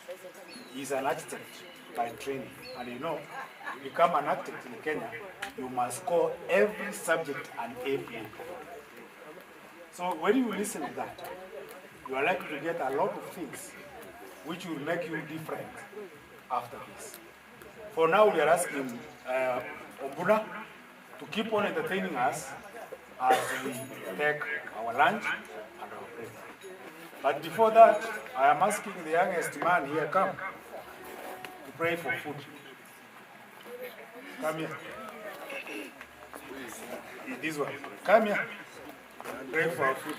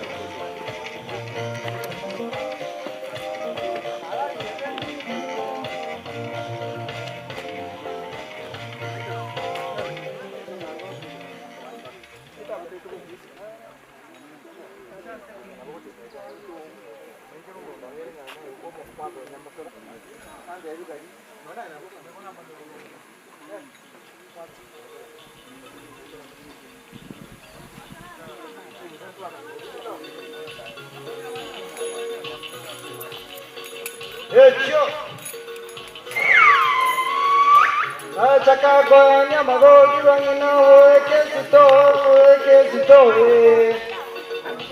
Aya chakagonya magodi mubeke sita wangina mubeke sito wangina mote sinachanguna chakagonya magodi mubeke sita wangina mubeke sito Achaka konya mawogi mobeke sita bangina mobeke sito bangina mabere sinanchang tunae ejome nya motema jete banyali na korumaro ejome nya motema jete banyali na korumaro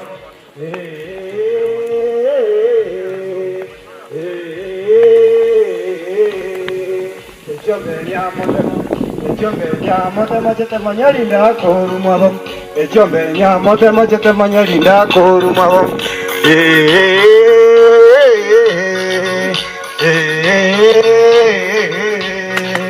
Que vas a un coreano mucho mondata coño Que vas a un coreano mucho mondata coño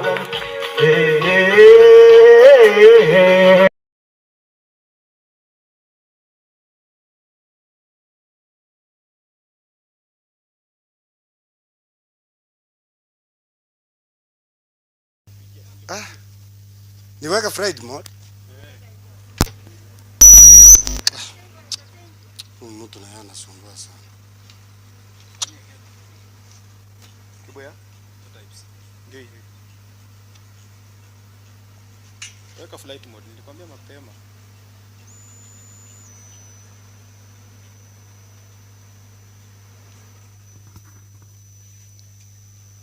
Weka flight mode.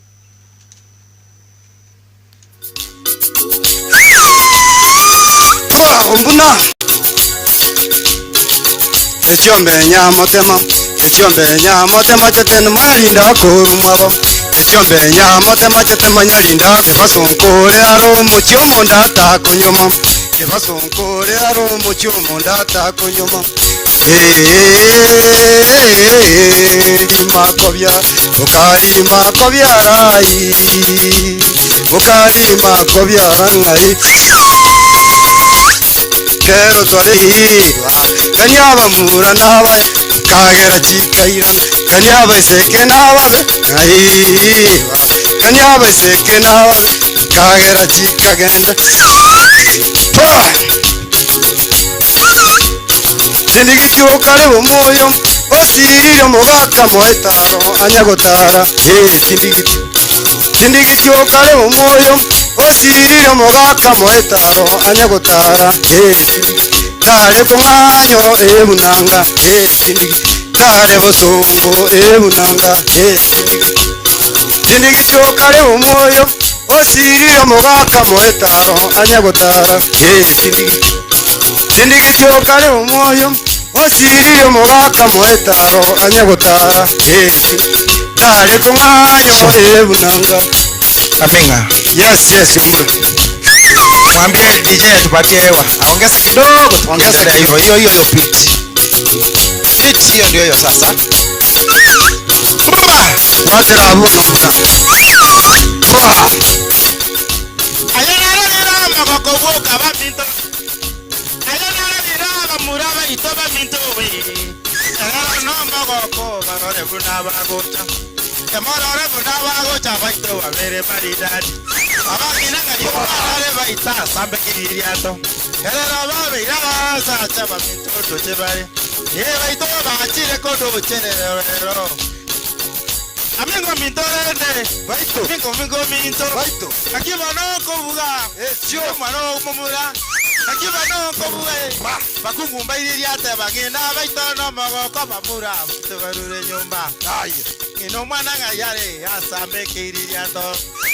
Izo mwana ngayare ansibia mabere. Izo mwana ngayare konansibia mabere. Baito. Bino ya mbanere tiga to tenge baito. Ayagi no mwana ngakiwete wa mito. Yesabe kiriato rende. Erero no magoko baito. Echo. Ena arira bamura babeire basacha bori. Parore buna bare bachire bano kitapokero kende. Adebi werende. Amura baito. Mwarende ekegusi geito. Namoko yeraji itigatora batera. Eli ngwa paket. Rekono mogoko. Aminga bwatera buo. Sisano bokorai. Sisano bokora bukali makobya. Bukali makobya rai. Bukali makobya rangai. Sisano bokorai. Sisano bokora bukali makobya. Bukali makobya rai.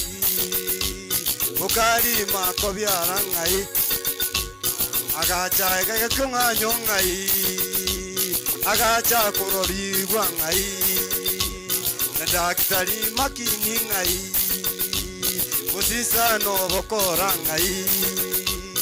Sisano bokorai.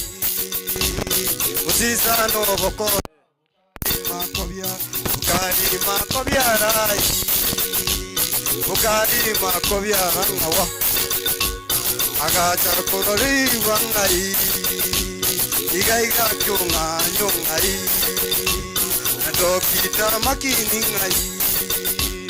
Uno mwari mubino ngai. Baito. Echo.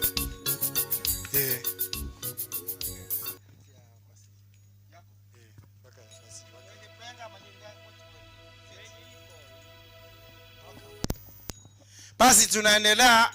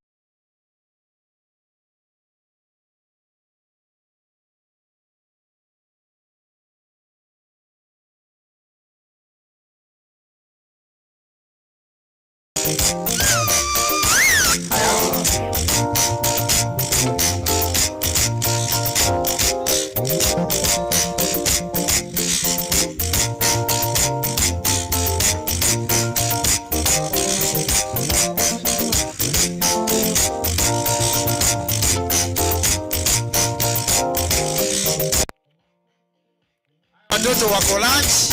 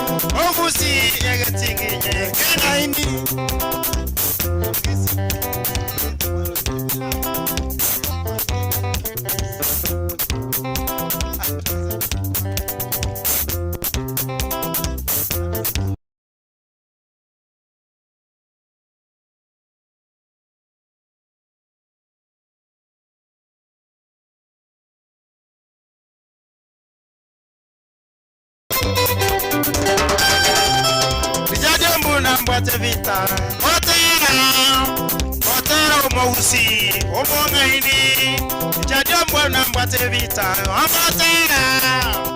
Otera wa minto umausi Umongaini Wanyori reke usi Keibokie Igagaki onganyo Uyamano Wenyo ireke usi Ukebokie Igagaki onganyo Usongo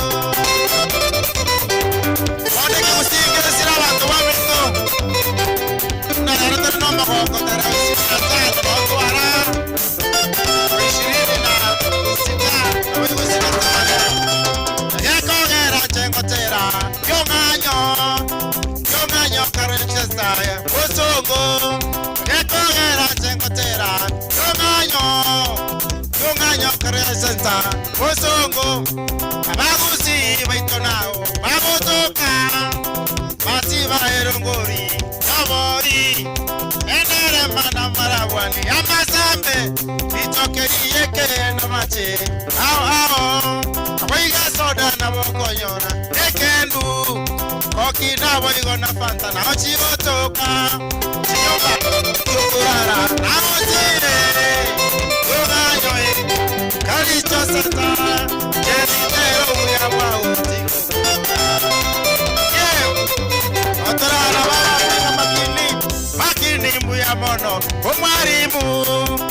Makini mbuya mono, umwarimu.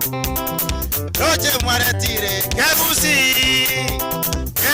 mwaretire, kebusi. Omoga kanya muko, ya mono. Asama sabogo sabaye kebusi. Iyaito, umwarimu obino. Uya mono, abagina na oba bwategaria. Siongoe. Manya kuiwe na bagina na oba. Bakoro sinsaga chibekira manyinga. Kavere mukura. Kara yunoto kara kyomayo kajosewa. Kaigana osakawa tenene temo basoigoro. Akabana mandegere name eteme. Kaigana osakawa tenene te mosoigoro. Akabana mandegere name eteme. Oyoraya ewikawe nabamura. Oyoraya erabe nabamura. Igaiga kyonganyo no agate nene tebeito. Eri endegere yamonayo. Onganyo afresie. Karicho senta. Iche intero buya bueno gaki tingotera kuri. Kwa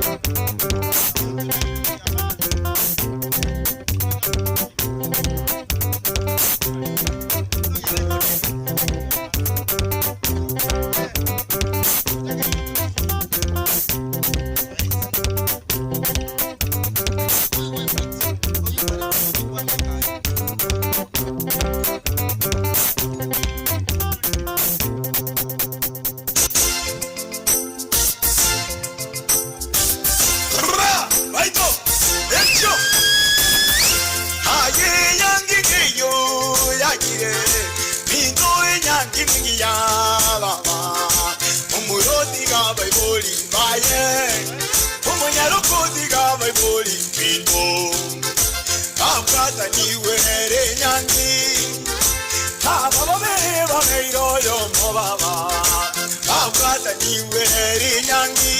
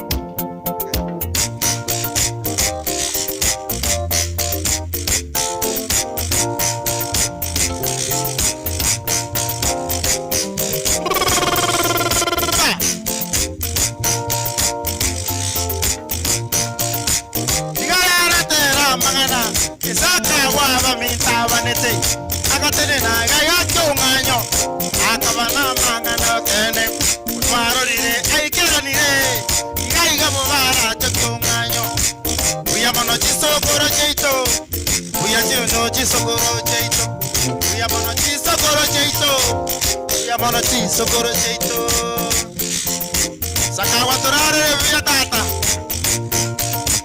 Como vani sakawa vaito Akatene na kyonga nyomo vaso Akarora mandegere name Uyo raya na bamurai Nabo igora be na bamuram Abamura na wamorote Afuresi yaito rende Mandegera mire tembe Amaboba amire tembe Konganyo na otore eko yarora amande gere baita amire getembe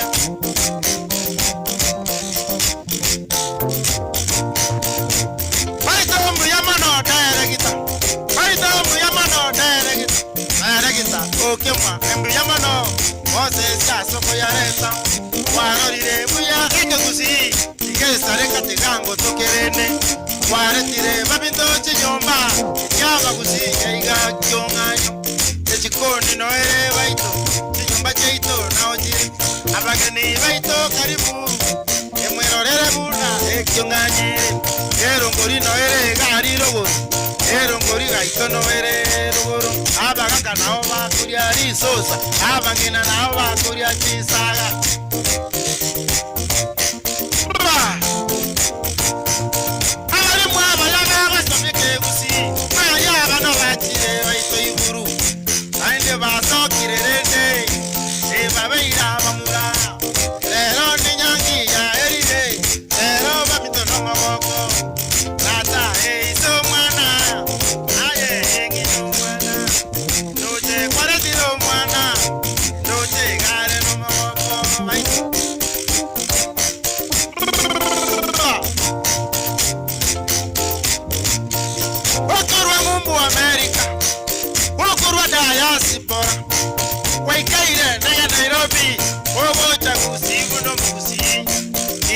So, Bori Kyonga, Tiremo Barato, Bori Amfraisi, Kotari, Rinde, Nayo Rage, Chomba Chingia, Chokora, Oigotin Saga, Keke Lucy, Waiter Gori Abori, Abagina Bakare, Korosia.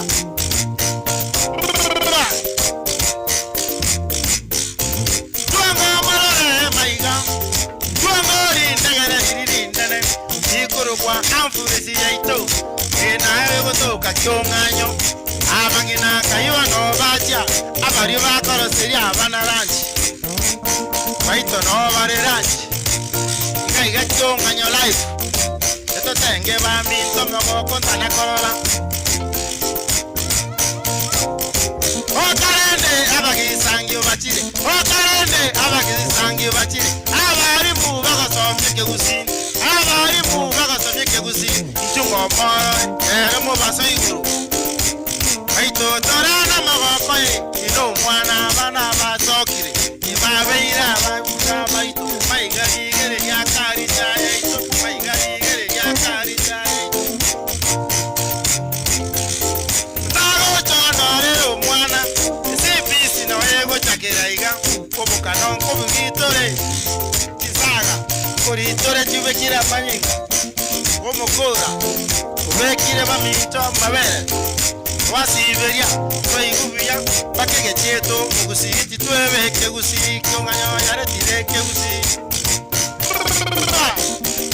ngayara ngino mwana morore ngayara ngino mwana morore abari mu bagasomye kegusi abari mu bagasomye kegusi mosesi otire seito baito mosesi otire seito nyamaino mandera ingitoko ba ingitoko ba mangera maiga iso mwana naye ngino mwana soka ziko iri ataba yabachireka soka ziko ibaito torore kegusi soka ziko bokuriyange bichuya kondo che baito abageni bachireka mose chutago chorore ikwara tire kwagarire ndoche gaiga ikyonganyo yarore kanire biya baba ngino mwana doche buyo waigure biya mwana obaito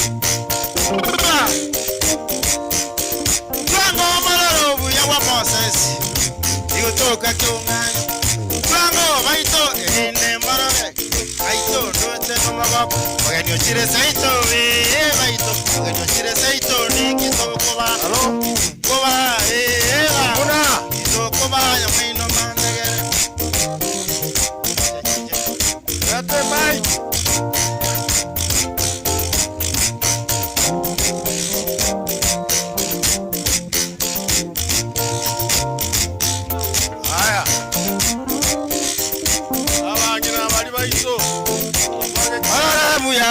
Okay, tunaweza panda pale. Aiso mwana tandero goro. Masome kikusikira ari na yorore. Tokonya. Mongina. Inchugocha. Inchugocha gaki. Omagaka inchu. Tira go amongina. Mareta no magani gocha. Inchugocha gocha bareta ni bagana ubacha korora mama kanu kyango barora ni gikegenderete. Ere biyago sere bobe. Ai wata. Amaya, amaya. Ito gendera bota. Mugusitaria. Bota. Amaya, amaya. Amaya.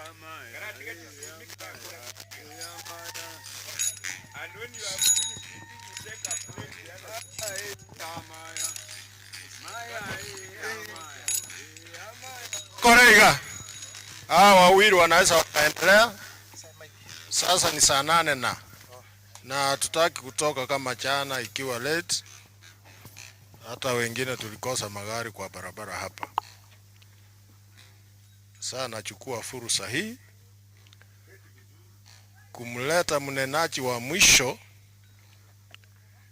ndio tuende mambo ya kufunga mkutano wetu wa leo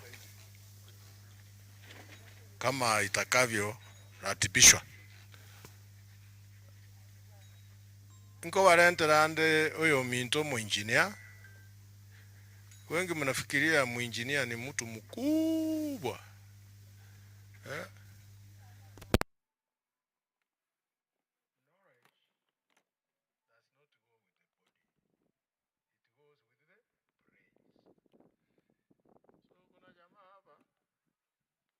Alisoma akasoma. Tena akasomeka. Tena akakaa.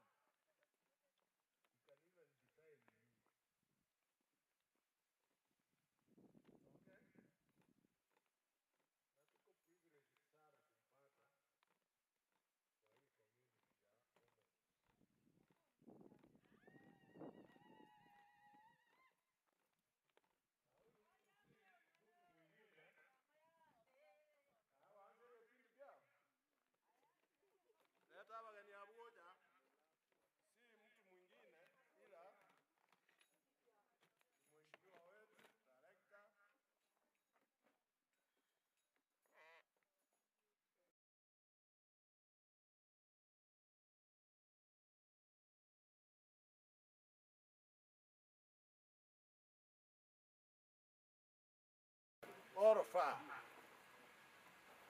There was somebody who knew him before we came to know him. And this person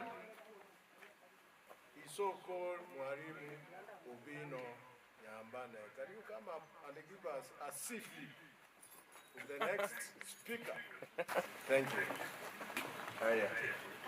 Wana na mtoto waka chinkobi. Akiru mwaka chinkobi bereka to. Thank you. This session is featuring a discussion on Gesarate. Gesarate nasa abagaka nabo murabari kobera bari de tugo yabo. Gesarate.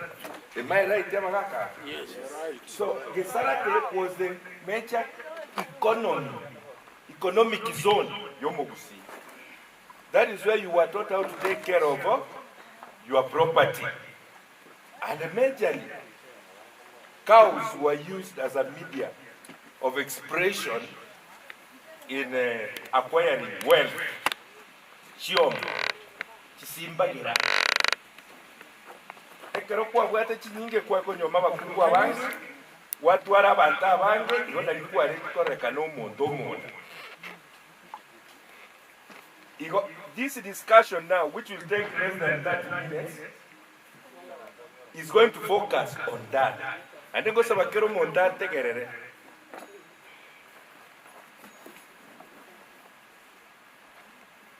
We want to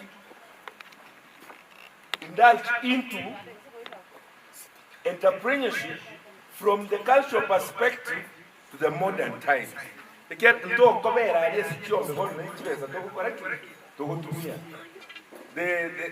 exchange system is no longer job.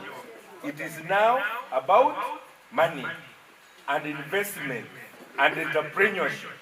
And we are very lucky that we have architect Moses, who is hosting us, by the way, who loves culture, who has given us, most of us here, the opportunity to be here. A very humble person. And you cannot even know, unless you are very careful, this place. Because when you come and you don't look properly, you think he's part of the worker. Of course he is. But the way he does things, you can't easily tell that he's the owner of this place. That humbleness has also made some of us very humble. So I want to take this opportunity to give him this mic to talk to you, so that we learn also from him how to become future good husbands and future good managers of our own resources. Are you getting what I'm saying?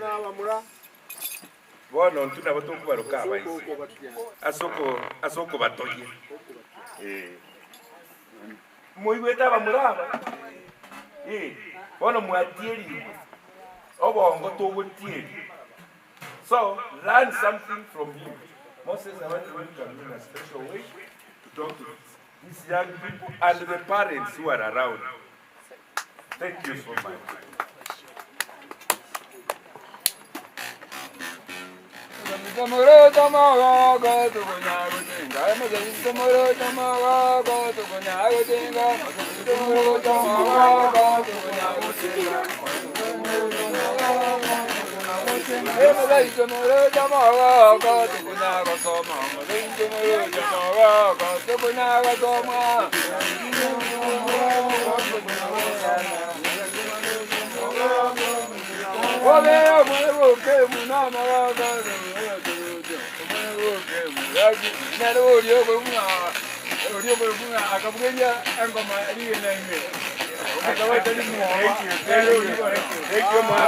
Thank you. Good afternoon.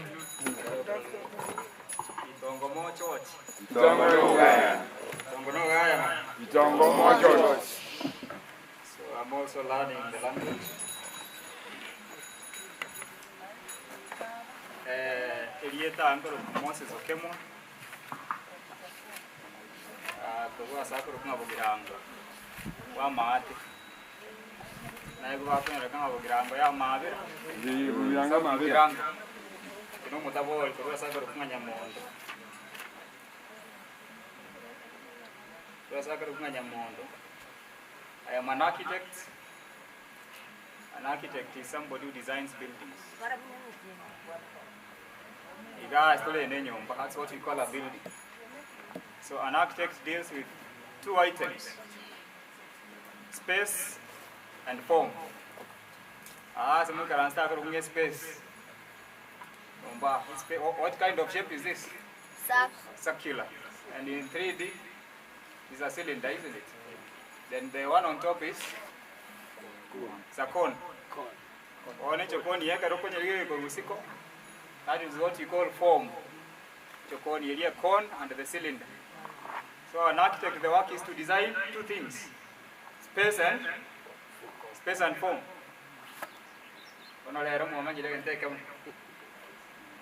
So if you want to be architects, that's what you will do.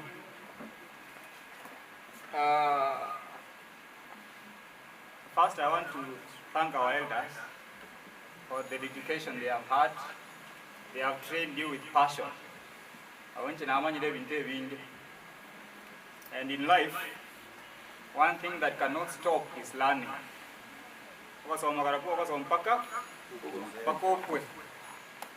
And that is the order of life.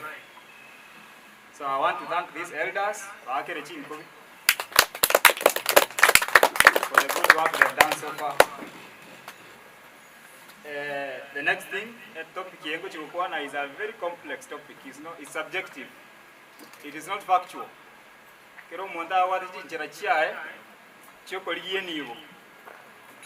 So I request these elders, because they have walked this journey. Amen. Are we agreeable with that? Asante.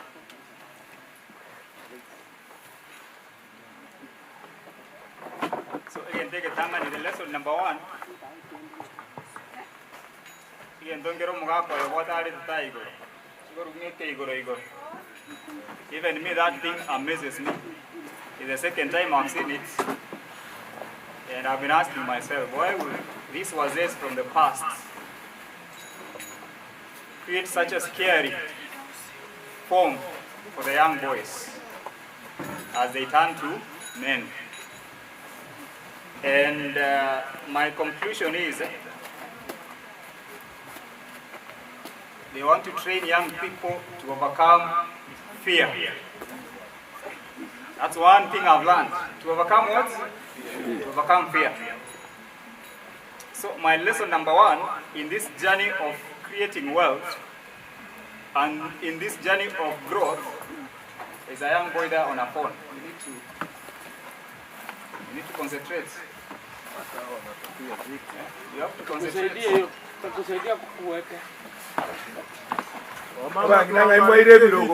Vitu tusaidie vitu viwili hapa. Na kwani virogo vipere.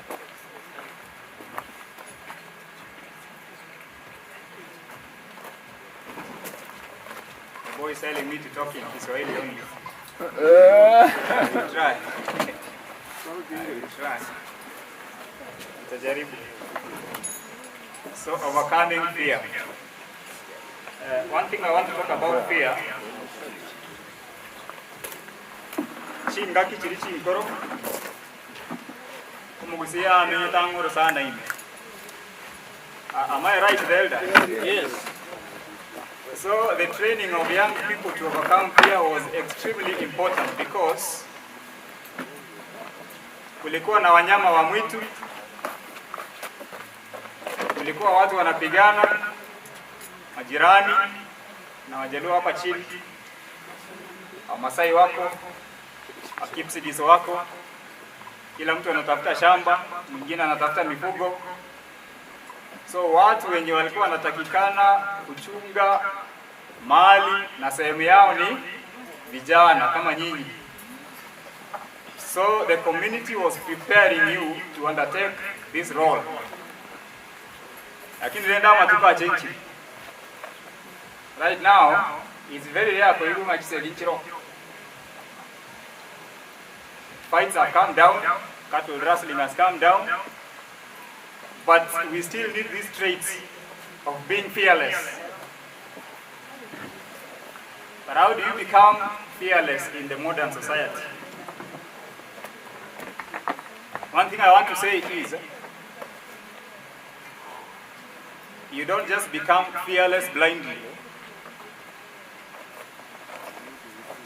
At the stage of your dad or the elders deciding that you're going to be circumcised, I believe there is a stage that you need to pass, and that is you must discern the difference between good and bad.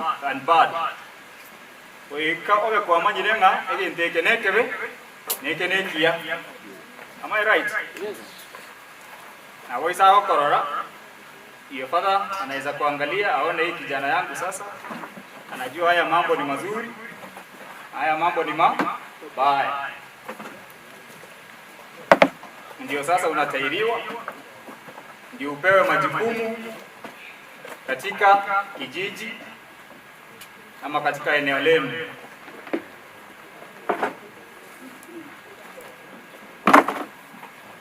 So fear in the modern and current world, and being fearless, it is about being courageous to do that which is right. It's not just being fearless.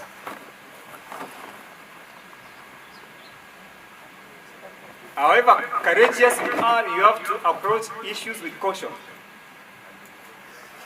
Just because of the name fearless. And that is very important, even what you are going to face in future. So many things are very dangerous. Therefore you must have skills, I'm going to talk about skills, to help you make a decision whether you should take something courageously or to avoid it completely. Are we together? So that is the first lesson, being courageous. That is what you've been trained from yesterday.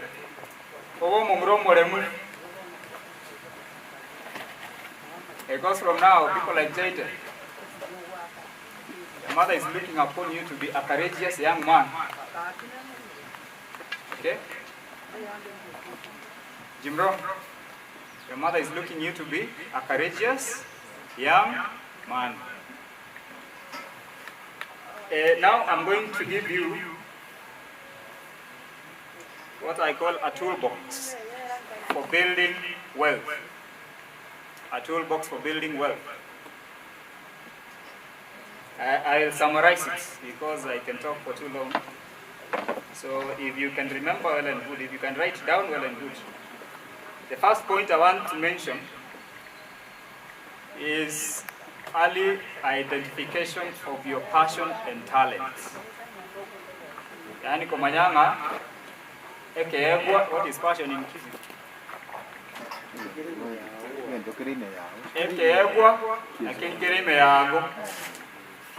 What is it that you love doing? What is your talents? You people have talents. Does anyone here have a talent? It can be, what is your talent? Dancing. Any other person?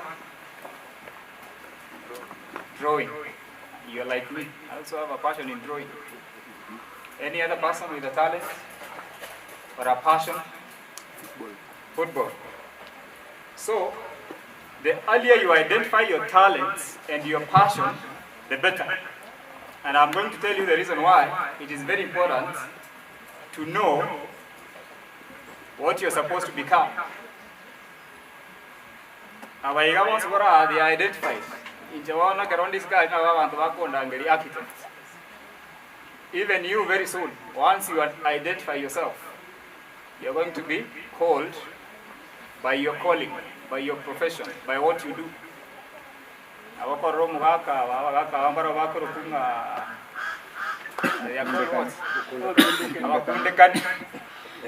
Baro Varandi, Baro Vaisive Viranya, you know, everybody in life, by the time you get to around 22, 25, you should be identified with something.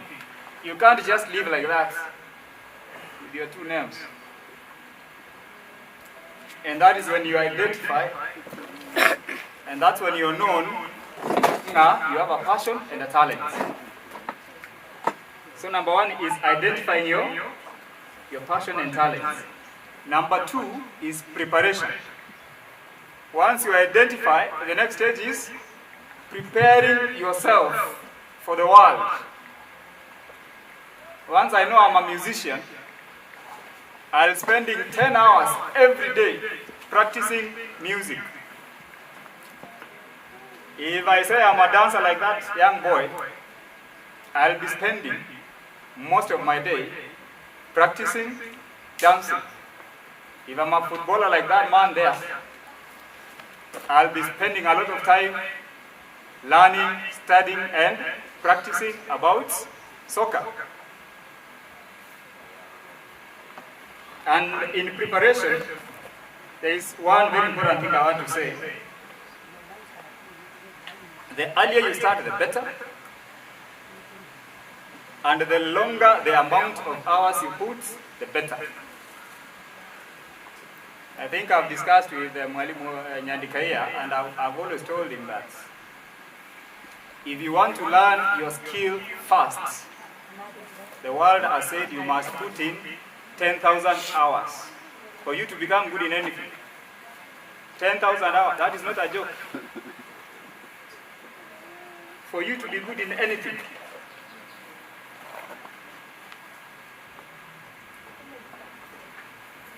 For you to become a good musician, you must practice for how long? 10,000 hours. If you decided to do 1 to 2 hours per day, it will take you 8 years to become a good musician. If you do between 3 to 4 hours a day, you'll do it between 5 and 7 years. And if you're able to do 6 to 8 hours in a day, it will take you 3 to 5 years to become an expert in that field. Is that clear? So if you're practicing your passion only an hour a day, it means you'll take longer to understand whatever field you are engaging in. So the take home there is this: identify earlier and start immediately, and put in more time every day, so that by the time you are in your early 20s or approaching 30, you have understood your trade, you have understood your mission, you have understood your calling. That was number 2. I'm going to ask questions later, so I'm not sure you understand these things. The other point, the other toolbox is character and integrity. Chingenjo chia una kichire. Chingenjo niki. Mwaite chingenjo niki. Tabia yako iko namna gani? I'm going to expound that more. Take it as a point. Another point, another toolbox for wealth creation is continuous learning. No ikichinza kitu hata yavanga 10,000 hours. Hata ukifikisha yale masaa tulisema 10,000. Bado kila siku utaamka. Hata mimi sahi nimesomea hii maneno ya kuchora. I started in 2005. That is my first year in college. Up to now, those are 20 years. But still, every day, I have to sit down and add something to my knowledge in building technology, in construction, in space, in form, continuously. Because life is not static. Things keep changing. You have to keep on updating yourself. So continuous learning. Another point is being consistent. If you decide today, I'm going to put in 4 hours every day. I'm going to wake up at 7. If you are a marathoner, start jogging around for 2 hours every day. You have to be consistent and be focused. That point, Jaden, you're sleeping. That point is very important and is the most difficult for most people. To be focused and to be consistent. That you can tell yourself, from this January, I'm going to do this every day. And you do it from January until December. Very few people can do that. And that is where now differences start appearing in life, because a majority of people cannot manage to be consistent. I don't know whether you understand what consistency is. Unasema hii kitu naenda kuifanya kuanzia leo, unaiwekea masaa yake kuanzia saa 2 mpaka saa 5 kwa siku 7 kwa wiki, nitakuwa nafanya hili jambo. Watu wengi watafanya, wakifika mwezi wa pili wamechoka, wamesahau, wameenda maneno mengine. So are you able to be consistent for those 8 years in this specific trade you have chosen to do? So ask yourself and you will tell us. And finally, another toolbox I want to talk about is clear thinking. Uikogo mondo kwa ikaransa na ina iweka kwanda sekiri kire. Yeah? What behind that stop? Kwanda sekiri kire. Na ikwe bolia. What am I supposed to do? How can I improve my life?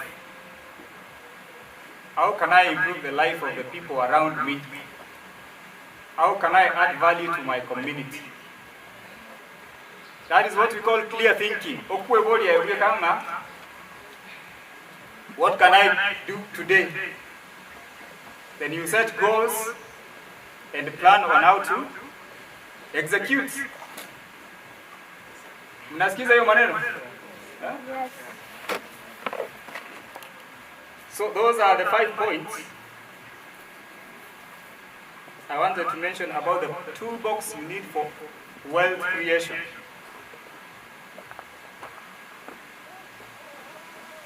Now there are other factors I want to mention, 3 of them that are very important, that kind of summarize the whole story we have talked about today. These other factors, I'm just calling them other factors, and I think I've discussed this with Mzee Obino. After studying all these years, you gain what you call skills. My skill set as Moses is designing building. That's a skill. If he is very good in dancing, he will get skills in dancing to various beats. Obino has a skill set in cultural, heritage, dancing, and those kind of things. So number 1 thing is skills. You must have skills. That is how you sharpen yourself. When you sharpen yourself, you say you are gaining skills. After you gain skills, the next thing you need is to build what we call networks. Networks yani kumanyana, kujuana na watu. Na sio lazima ujue watu wengi. Sio lazima ujue kila mtu. That's why you need clear thinking. Unajiuliza, hii maneno nafanya ni watu wa gani naweza juana na wao wenye watanisaidia kuendelea kama kijana, kama mcheza mpira. That is what we call networking. Like now, this session we have for the last 2 days. Have you guys built friendships? Have you known one another? Do you think you're going to know one another or each other 5 years from today? Jaden, do you think you're going to know him 5 years from today? Can you call him and ask him, what are you doing? That is very important, because as human beings, we interact with several people per day. Like me, I meet over 20 people per day. If I decided to form a network each day of the year, by the end of the year, I'll be knowing 365 people. But what is the quality of these people you know? Are they going to improve your life? Let me tell you something. Anybody you meet affects you 3 times. Mwingine mtapatana na yeye leo na atakuacha pale pale mahali ulikuwa. Kuna mwingine utapatana na yeye kama ulikuwa hapa akurudishe chini kidogo. Kuna wengine utapatana nao wakupeleke juu. So who do you want to meet? Yeah? A person who is going to improve your life. And how do you know it? How are you going to know that this person is going to improve my life? By its character. The character, the attitude,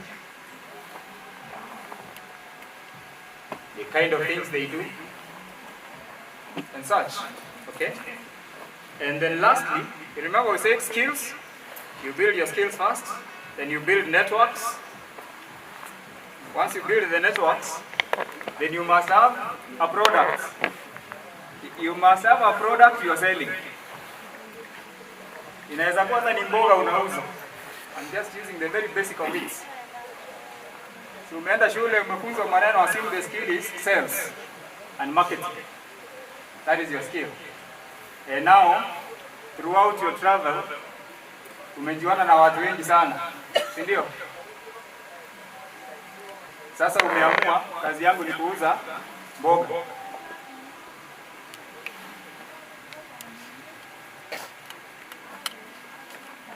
So the thing is, are you going to call all the people that you know in your network and ask them if they want to visit or what?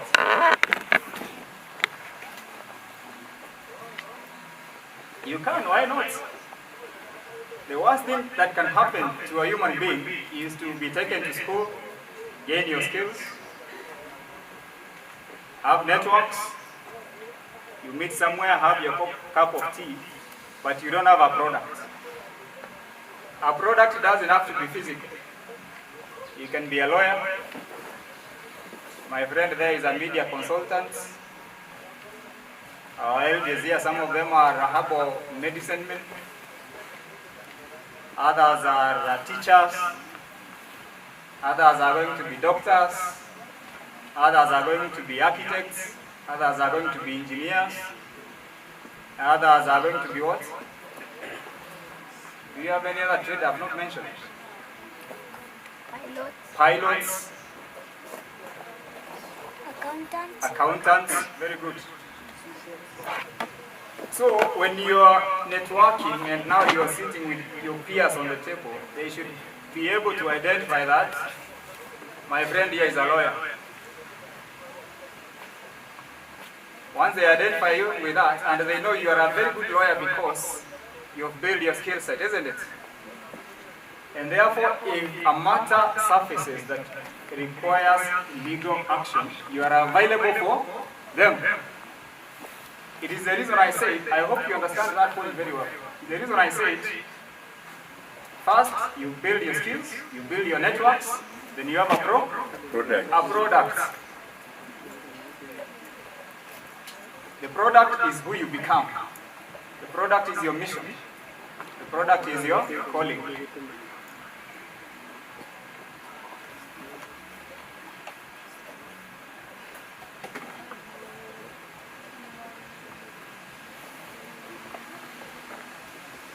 So now, once you have done your product, you have sold your vegetables, you have treated people, you are starting to accumulate money. That's what it's called. Wachakira panyora, chibesa. Now that is another problem.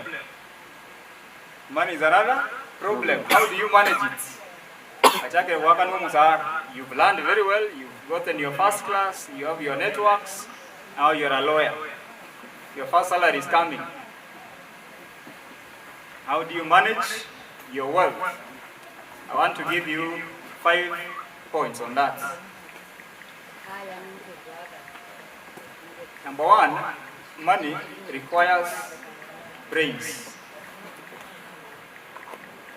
It requires some skills.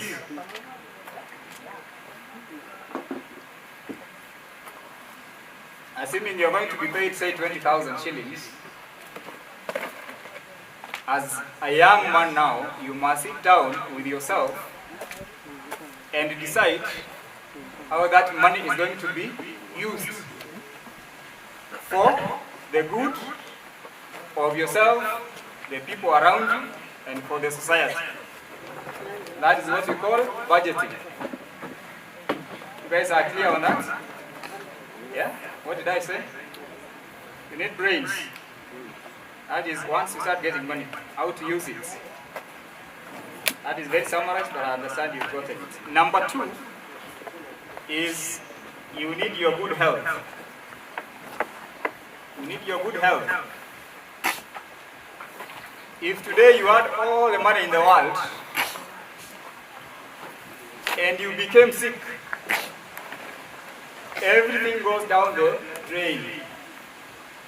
I remember yesterday our elder Mount Oya telling us how you are going to meet diseases, including HIV/AIDS,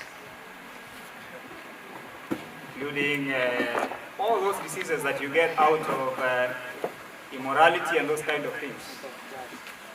The moment your health is not assured, everything comes to a standstill. And let me tell you something that will shock you today. All of you here, as we look at you, the 18 of you, you're looking very healthy. Macho iko nyeupe kabisa. The skin is okay, nobody is staggering. You know why that is the case? It's because you are under the care of somebody. Your mother is looking at you, your father is looking at you, the society is looking at you. Very soon, you are going to be left alone. Utaachwa peke yako, si ndio? You go to university, you go to college, mzazi akuambia sasa jisimamie. Do you think if you are left for 10, 15, 20 years, you are still going to look the way you are looking today? Do you think so? Say yes. Why are you saying no? Yes.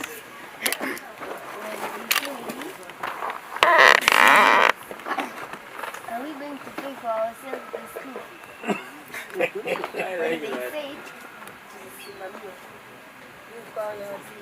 Yeah, that's an interesting one. Kujisimamia itaanza. Kishamaliza ile secondary school.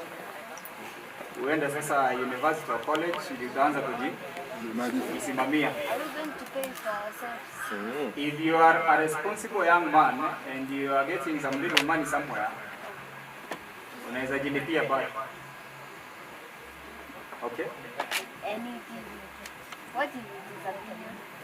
Yeah, still it's possible. Why not? Don't fear. Don't fear. Yeah. You are going to pay your school fees even today. You told us yesterday you have chicken. They will. Yeah. They will pay for school fees. There is a way. He will give you an answer to that. I will give you an answer. They will. So, number 1 was brains. Number 2 was health. Influence. Number 3, point number 3, these are very important points. You'll ask after this. People, I call it people. People. The people around you. For money to grow, the people around you, that includes yourself, your immediate family. They must also be fairly okay financially.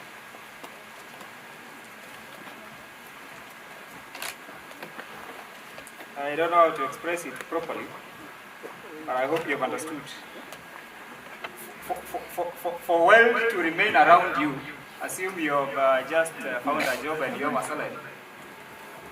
The people around you must also be fairly okay in terms of resources and finances. And if they are not, you must make sure they are okay. That includes your parents, your brothers, and your sisters. What will happen if they are not okay? Assuming you are the brightest guy, a pilot, as somebody said. You will be getting phone calls very early in the morning. Your brother was found drinking. The house you put up somewhere, he has broken the doors and taken your TV.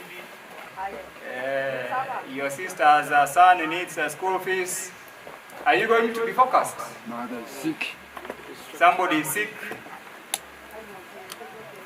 So it is a precondition that for wealth to stay, the people around you must be fairly okay. And you must endeavor and you must pump resources there to make sure that they are fairly okay. That is point number 3. Number 4 is time. They say time is money. Time is what we sell. The best way to put it is 1 shilling, a shilling, to a man who has been born today is worth more than 1 billion shillings for a man dying tomorrow.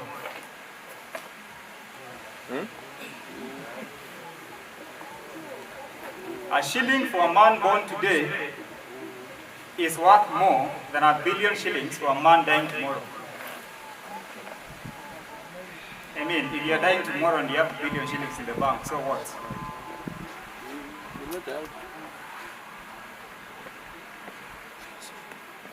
So in other words, the journey of building wealth requires time. And the earlier you start, the better. If, for example, you're supposed to build this wealth for 20 years, assuming you're accumulating it at 1 million shillings per year, in 20 years you will have accumulated what? 20. And that takes us back to what we said earlier about skills. That you need to identify earlier your passions and talents, and then train yourself vigorously. Every day you put in 10 hours so that you shorten the period of skill development. You don't have to take a whole 15 years to understand a given trade. So that now, after those 3 years, you have enough time to build the wealth. I hope that point is clear, isn't it? Lastly,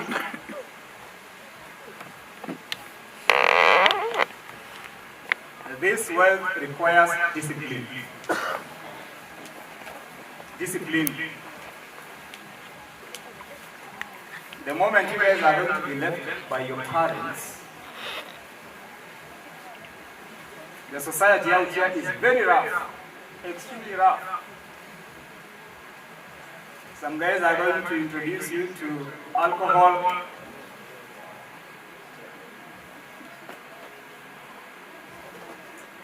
You're going to be introduced to women. All women are very good, you know that? Do you know that? I use the word women, not a woman. You are going to be introduced to drugs. Those things, they kill you in 2 ways. They destabilize your health. They destabilize your health, and they consume your resources. They do what? They destabilize your health, and they consume resources. And wealth creation does not require such an environment. I'm going to give you time to ask questions. So those 5 points, what is very important about those 5 points, if any one of them is missing, there is no way wealth is going to happen in such an environment. All of the 5 you must tick. We talked about knowledge and brains. We talked about, what other thing did we talk about? Health. Good health. You must have your health in place. Another thing we said is? Time. Time. You must have adequate time. Another thing we talked about was? People around you. The people around you being okay or fairly okay. And lastly, discipline. Can someone pick one of the 5 and tell us what will happen if it misses in that environment? Somebody can pick one of the 5 and tell us what will happen. Yeah. Brains. If you don't use your brains, you might when you don't use your brains and get a lot of money or get an opportunity, you might mess up. Yeah. That is very true. Brains are very important, of course. Brains is a very deep discussion because, I mean, once the money has come in, you need how do you invest it? How do you allocate it to various areas where it is needed? So that is extremely well. Another person? Yeah. Discipline.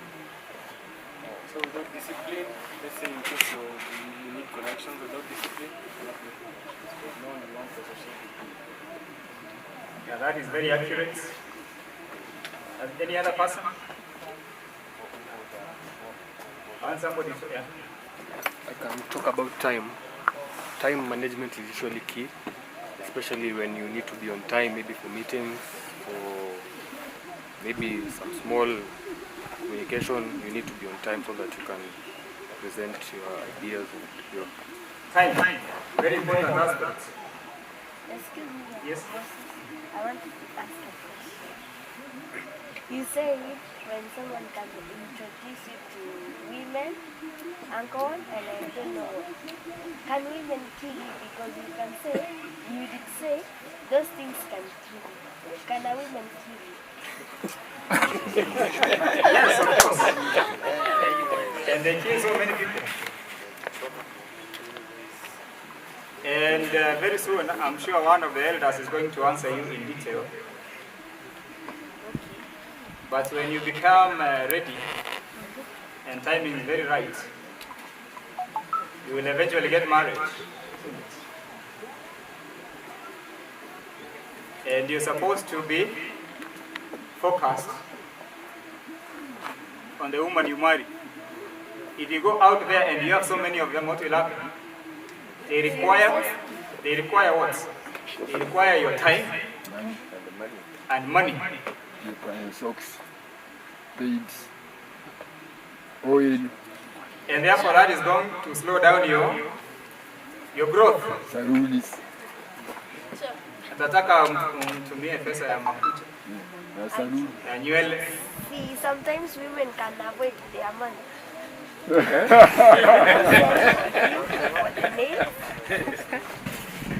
Yes, Jade. You asking something? Oh, I'm saying, but Solomon had a lot of wives, and you went still with heaven. Why can't you know?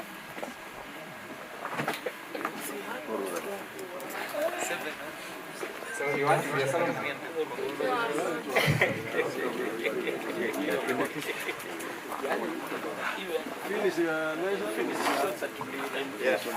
Yeah, let me finish. So I think I'm going to summarize so that the Wazes can answer your questions. I want to do 2 remarks to close this. Number 1, we have said, you be fearless, but approach issues with caution.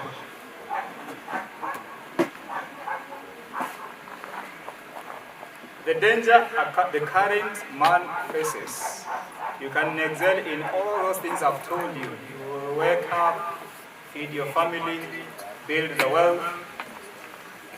You can even be addicted to these things of being a man, and you forget to enjoy yourself. So if you are responsible enough and you're undertaking all your roles, make sure you have adequate time to also enjoy yourself, okay? Because you can't just be a working machine. Number 2, and finally, once you succeed in this journey of wealth creation, make sure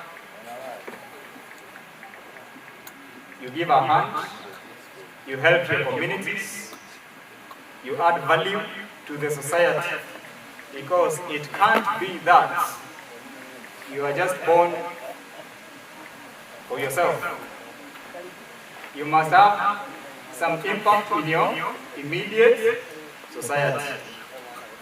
And if each of the 18 of you can go beyond yourself and help the community, do you think the society will improve? Will it improve? Yes. Yes, it will. It will.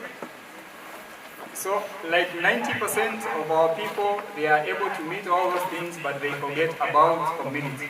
So I want to encourage you young people, as you face life, as you build your wealth, remember to always come back and give a hand to our society, because that is the African and that is Umugusi culture. Thank you very much.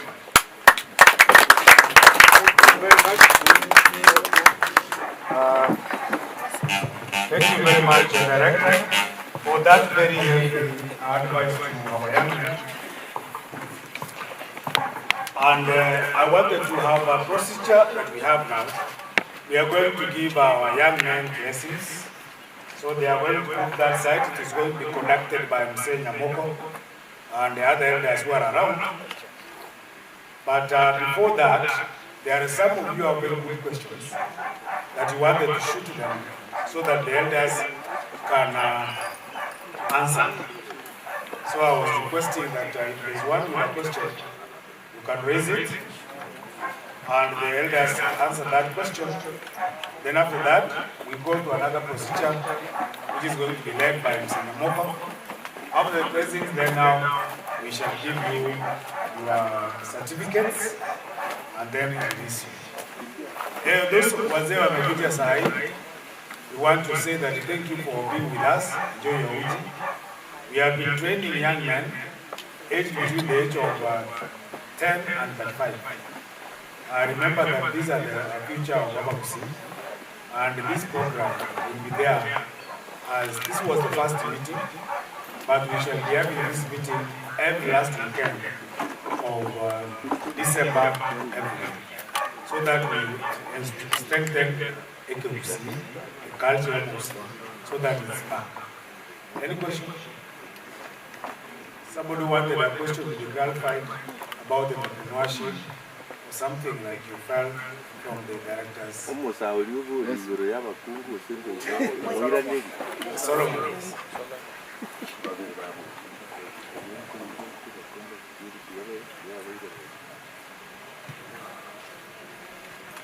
Well, I want to understand, young man, without appreciating them. Those days, there were a lot, the women were very, very free. Number 2, there were no such predatory diseases like HIV, AIDS. So today, you bring one and another one, with this kind of unfaithfulness. Now, what is alisema, shilingi moja kwa mtoto amezaliwa ni muhimu sana kuliko bilioni moja ya mtu anayekufa lini kesho. So you'll die early. You should have not done anything. Come into your case, young man. Ulisema kwamba even women have their own. Yes. That's not the case. Women. So now you've met your man, the head of a family. Well, China tukikuangalia Kigorogoro, tulikuonyesha that a man goes through difficulty, through so many obstacles before he gets what. I have a question. Now let me finish. Before a man comes to the house, he should have gone through the forest, through the town that you saw yesterday, near a snake that you saw yesterday, and at the end of the day, he brings something home. Do we see where a woman goes through all those things? So whenever you become the head of the family, you are the one who is to provide, regardless. Okay, I wanted to ask. Please do. You say you can save the money. Just on that. I wanted to ask something. You say you can save the money Talk loud. on your wife. What is the name and which one?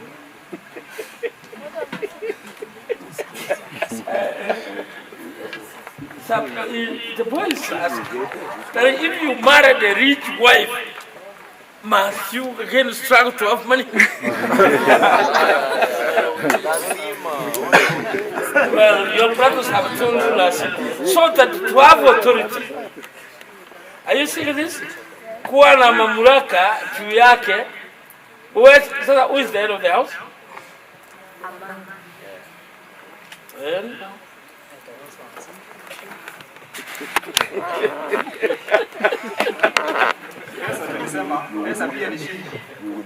Do you say that? Money is a double-edged sword. Inaweza kuwa shida ama suluhisho. So sasa yule mtu akikuja na pesa yake mingi, the question is, are you going to manage it? Is it going to put you people together?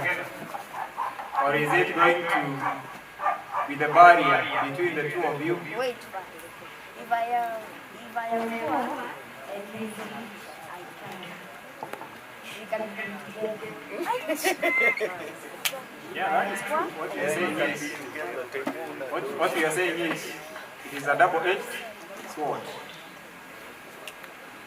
It can help you, it can propel you, itakusaidia kuendelea ama itakurudisha chini. So you have to use all the things we talked about to analyze that person. Usiangalie pesa peke yake. Unaweza pata kitu mzuri yako peke yake nayo ni pesa. Everything else. What if, let me ask you, young boy, what if she is very sick but she has billions? She's sick, yes. I will just ask for his money. Wait, Uncle. I will just ask for his money and then I take him to the hospital. So,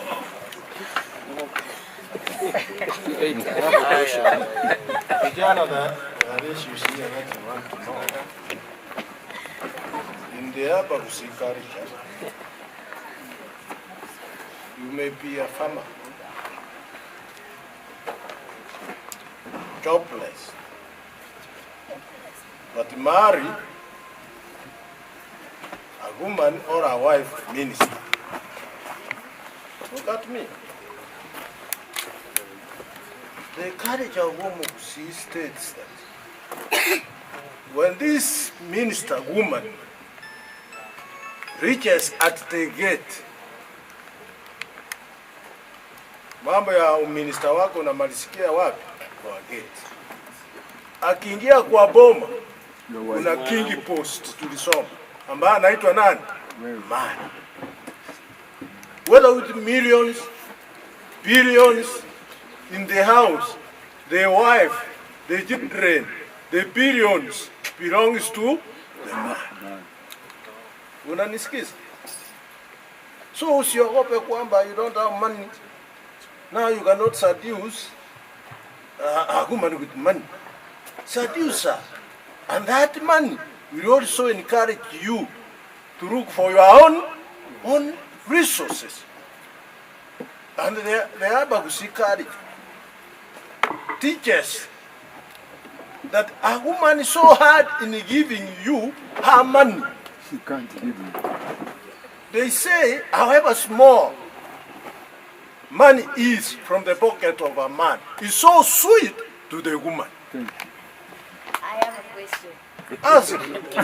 Mbona pesa Mm.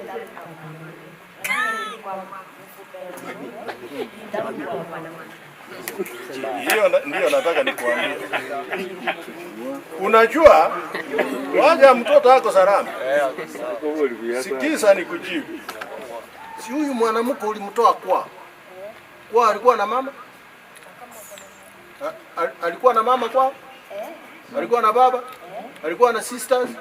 Ulisikia jinsi tulivyofundishwa kwamba the surrounding environment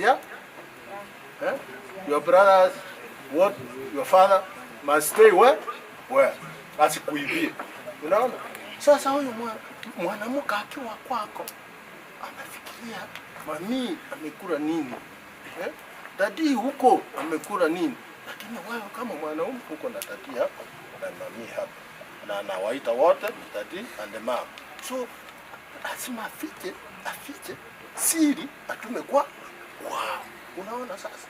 Sasa hii anategemea hii yako atumie ile yako na save atume wapi? Atume kwa parents.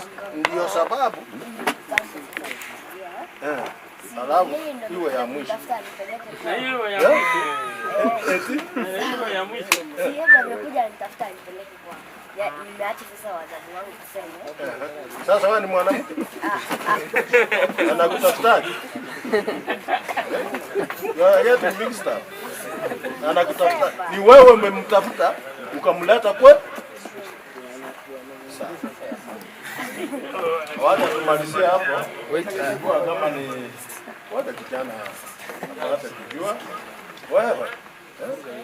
Soma kabisa. Ukipata hizo hela tena utapata mwanamke anakupembeleza kwenda kuona mami kama kirogo. Akifika pale hata atasahau zake anakuuliza tati. Wanaita leo waumesahau tati. Si hata mama yako anaita mzee mzazi wako tati. Kama hujawahi kusikia hiyo. Is your mother a woman, a wife or a husband? What if?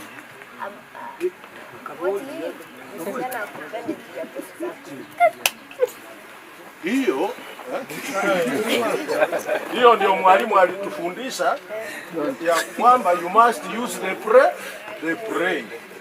Ugundue kwamba huyu anitaki ni pesa zangu anafanya nini? Anataka. Na unaepa unakata that relationship. Unakuwa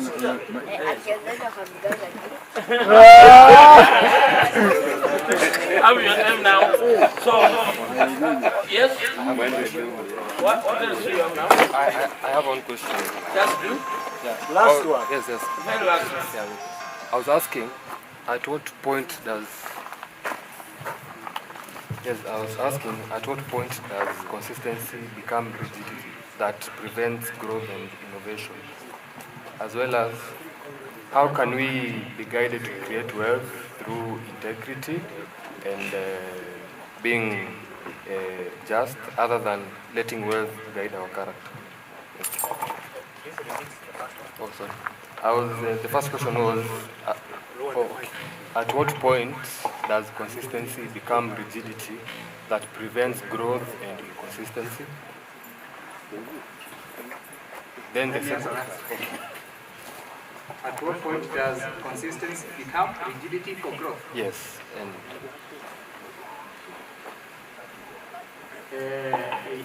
these points we say they are interrelated. You can only become consistent in a productive undertaking. First, you must analyze things and say, this is my passion, and this passion generates income, and therefore I need to be consistent in it. You can't wake up every morning outside your compound and shout in the whole village from Monday to December and expect to generate wealth through that action. Yes, you're being consistent, but is the action producing income? So consistency only applies when you've decided that whatever trade I've decided to do is productive to to me, and therefore I need to do it consistently. Does that answer that? Yeah, it does. But also on that, to add on that, or to add on the question is that we find that in some circumstances, let me put my case, in terms of law, sometimes we find someone is trying really so hard to grasp and get the content which is there. Day in, day out, someone has a program to read from 5 to 8, but still the consistency that he puts in the work doesn't show the outcome. Can you advise on maybe some hacks or some tools around here which can help someone maybe to even get that final push? Let me answer that, but I will also request the elders to add something. First, you must believe in your profession and your calling. It is almost spiritual. You have to like your passion that much, that is, it is almost spiritual. And you must never give up. I've given examples elsewhere that if you live in a dry, arid areas, what a clever person does is to dig those earth dams, you know that? And when you're digging that, you don't dig while praying that it should rain the same day. In fact, your prayer should be, the rain should come much later. Why? So that your dam will be the biggest when it rains. So as you do this thing, don't expect immediate results. There's an example last week of a guy who was playing darts. You saw that on TV? The guy has been doing it. He even went to government and he wanted some help to go play in the UK. The government even told him, we don't know, that game is played in bars. But he was able to mobilize a few resources. He went and played and became #1. Something he has practiced for so long. People didn't even trust that he will succeed. So he played, became #1 and made millions out of it. That is an example on how focus, consistency, and believing in yourself can generate wealth. Excuse me, engineer. My learner here, I think my learner here, I've understood him. The leader I followed him is, he was the final, you know, the final is you said, if you use those, which means, is it, I don't know what we meant, is it illegal? If you get somewhere you want to go, you bribe that, you give money to get that place in order to acquire. It was that your interest. Yeah, it was question 2. Now, I think he has described question 2, but he has brought another question himself. From that, I can say that, or I can phrase a question in that, in this modern society, most people, I can say, okay, not most people, but quite a number of people do accumulate that wealth, but we are able to see them, most of them accumulate it unethically, but they're still able to be in that conversation with people who maybe done work a lot of years and putting it back. So as he has said as well, is to my younger brother, because I know in this generation we have a lot of pressure to succeed when we are young. That is one of the encumbrances which is really pushing us behind. You feel like some people, as I noticed today, there are very beautiful cars out here. As we were passing by, most of us, the attention was only there. They were like, I need to have this in the next 1 year and the next this year. So that kind of pressure being put together with some unethical values, how would you comment on that?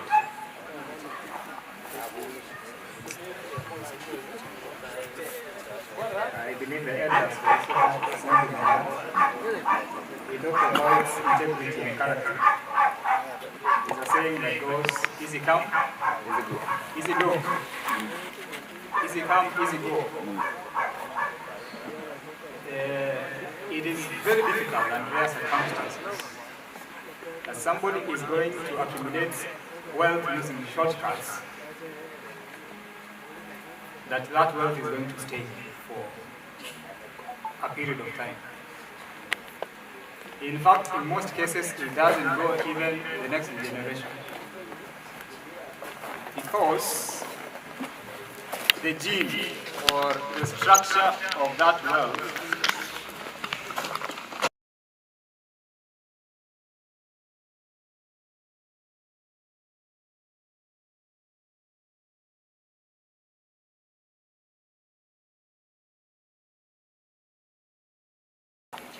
okay? The crudest way to put it is, imagine one business person who wakes up every day 7 in the morning, goes, opens his shop, does and sells, builds his few houses, could be apartments, has struggled throughout life. The children are seeing that, the society is seeing that. Then you go to person B, the guy is just seated in the house. Then one day, he walks in with billions and a Mercedes-Benz, like the ones you've seen down there. Do you think the children are going to care about that wealth? Because they have not seen an example on how it was created. And therefore they are not going to attach value to it. It is going to be just consumption, because they will also believe that one day manna will drop from heaven and I love the money. And that is why there is beauty in creation. There is beauty in generating wealth through good character and through integrity. Good.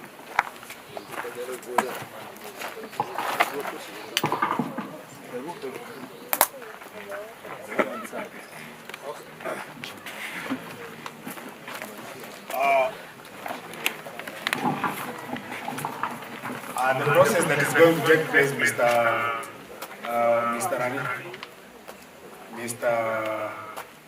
Ramoko Samson, should not take more than 20 minutes.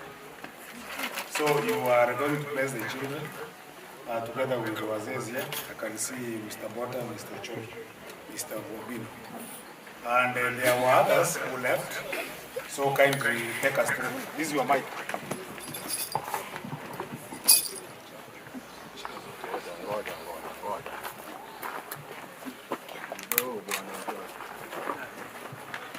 There is one small part we speak yesterday.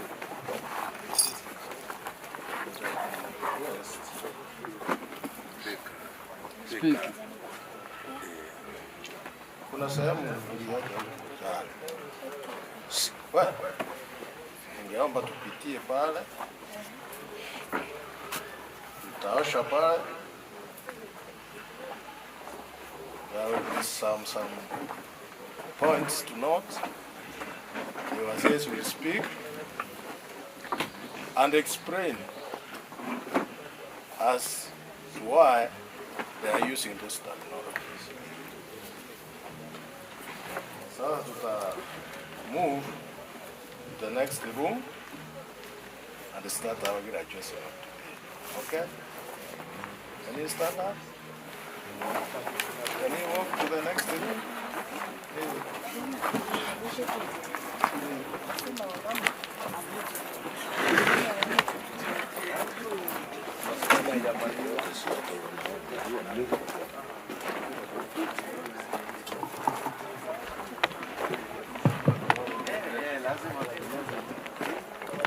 Nani ilitupa mabao?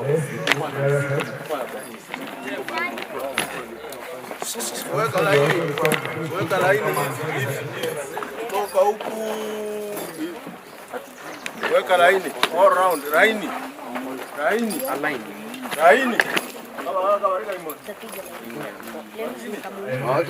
Si jana walikuwa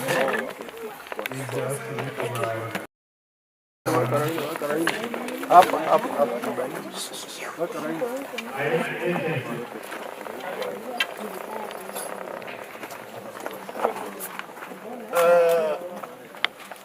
You say about the fire. Who can recall? Tulisema nini juu ya moto? Ile ambayo tuliweka pale chini mahali mtu Let's take. Yes. Mlisema moto itawaka mpaka siku yenye anatoka kwa nini? Good. Yeah. Good. Leo, let's assume that it is on. Sasa siku hiyo ya kutoka nje tungefanya hii kitu jana, lakini tukachelewa. Hii kitu mnachoona hapa kinaitwa esukuta. Use the microphone. Kinaitwa esukuta. Esukuta is just like grass. Not really just like. It is grass. Called esukuta. For those people who have visited swampy places, there is a grass you find there, very united. The mamas cut to make it room for sweeping. So hii grass inatolewa from those places, so-called swamp places, eke rumbo. Siku hilo naingizwa kwa nyumba na hayo inapandishwa. Mwere twende. Kijana utakuwa unalala hapa kwa mwere kitambake. Let's assume this is the house, the small house that you have been put in for healing. So this could be your sleeping place. Next to the fire pit. Why sleep here? To make sure that the fire is never off. Kistuka tu unaangalia wapi? Hapo. Na ukilala macho yako wapi? Hapo. Na kila siku ukiletewa chakula, lazima uamuke hapa, uangalie fire, uende kunawa mikono. Na ile mikono unanao kwa hii nyasi ambayo imepandwa hapa, Wakisii walikuwa wanataka imee hapa. Kidogo tu. Maswali yatakuja baadaye. Imee. Ikizaa mea, new ones will come out. And the new ones symbolizes the new life and the new children that you are going to get from your wife. So hapa tunapowapitisha hivi, uje unawe hapa, ni ishara kwamba vile mwalimu alivyotufundisha, where it will follow you, trust the children. So this is where the... Na unapo nawa,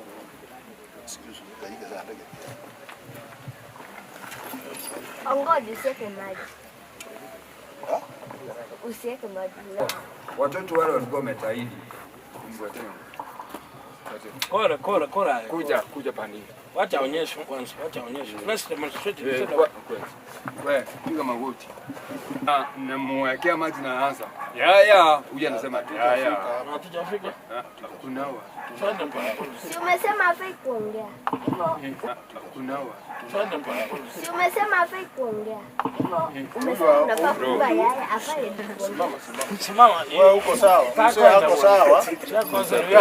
Uko sawa. Ni wangapi walitahiri jana mikono juu? Wala tulitahirisha jana pale chini almost all of it. Let me take myself as a council of the youths that will take care of you in teachings and maybe in instructions, orders and whatever. Sasa huyu captain akiingia kwa ile nyumba ambayo mnakaa, anawishwa ajue kwamba mnafollow sauti yake kama mchungaji. Yeye tayari amekuwa jogoo, is the cock. Kwanza na wisho Na nyinyi mnaita Nasema that you are younger than him. Can we rehearse?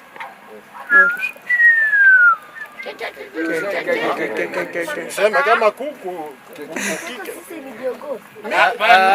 Yeye mtakuwa jogoo. Mtatoka jogoo wakati ushatoka. Sema tuka kuku.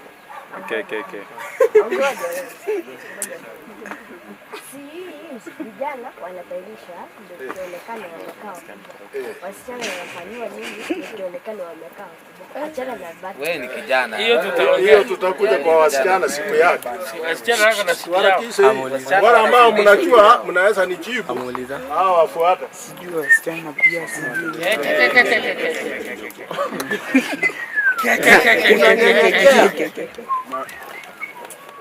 Ngende mbona wako ile sana.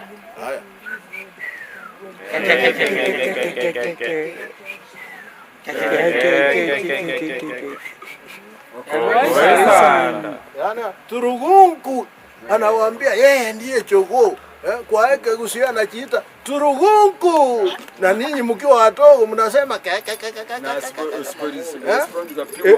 hebu sasa niongea Turugunku. Tutulie ngende yali bokobwa isanda. Mnasikia? Sasa wale wazee hawa watoto watakuja moja kwa moja wakinao tena wakiweka line limiti kwa wazee ya nyasukutawa Resawari nyasukutawa resawari nyoko makole mire chera yoro tigare membo ya nyasukutawa esawari nyasukutawa esawari. The song is talking about this grass that it must spread out and become many. Ya kwamba unapobarikiwa sasa ukitoka lazima uende nje pale uwe tajiri wa watoto, tajiri wa mali, tajiri wa ng'ombe na kila kitu. Ndio wimbo unamaanisha nyasukutawa esawari nyasukutawa esawari nyokoma kole mirenje nyokoma kole mirenje tigare membole mu wabulire tigare membole mu wabulire na wanarudia namna hiyo. So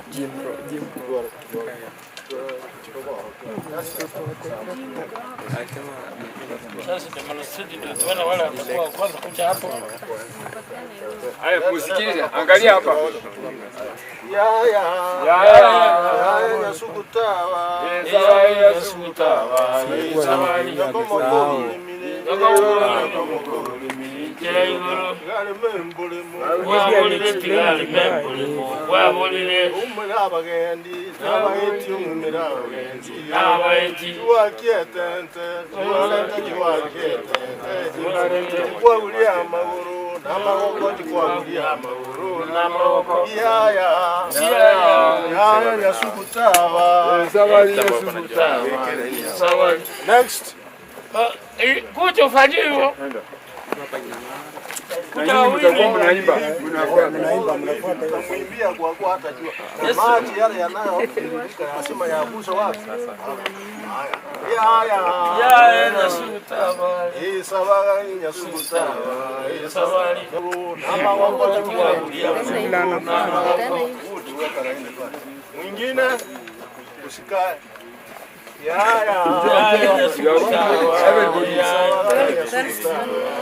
I get the blessings from the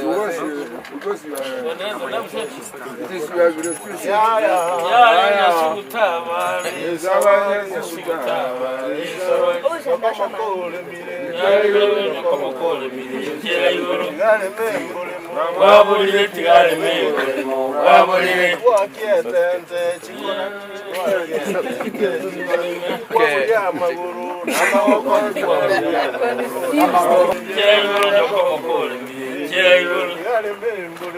wabulire tigare membole mu wabulire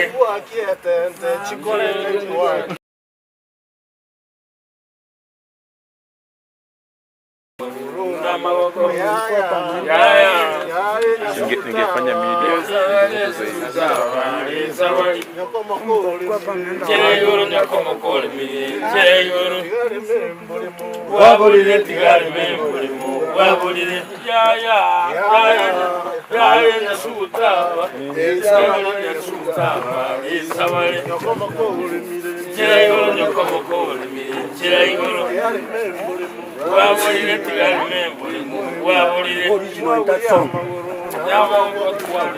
Digo, dame el tabo.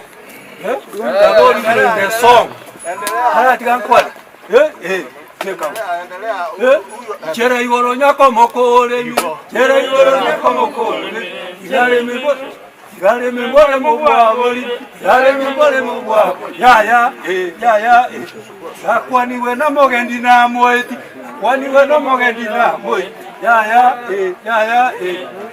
Esabalinya sugutaba, esabalinya sugutaba, esabalinya sugutaba, esabalinya sugutaba, ya, yokomokole mire, cheregoro yokomokole, cheregoro ya, cheregoro yokomokole, cheregoro yokomokole mire, ya, bole mobwa boli, tigare membole mobwa boli, tigare membole mobwa boli, ya, akwani wena boli na akwani wena bagendi na bai akwani wena bagendi na bai ya akwani wena bagendi na bai akwani wena bagendi na akwani esabale sugutaba ya Gale me bole mo wa boli, gale me bole mo wa boli,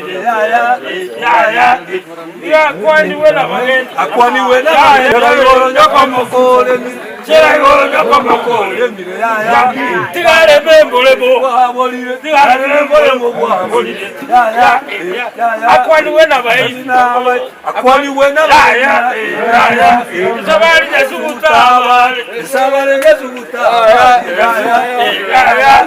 Tigare me mo bwa boli, ya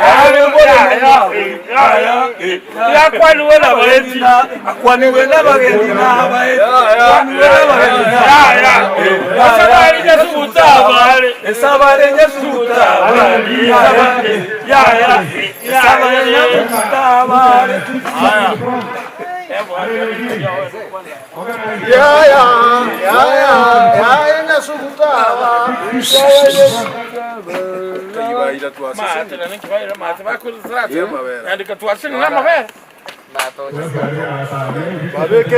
Babekera ini mata.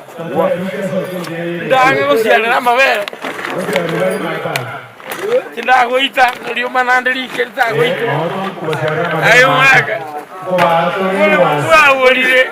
Pole mwa kongo kisoma pero pole mwa ni manyete. Chere yoro nyoko mokore, chere yoro nando. Togenda kwa abana bali mu smata ya ora.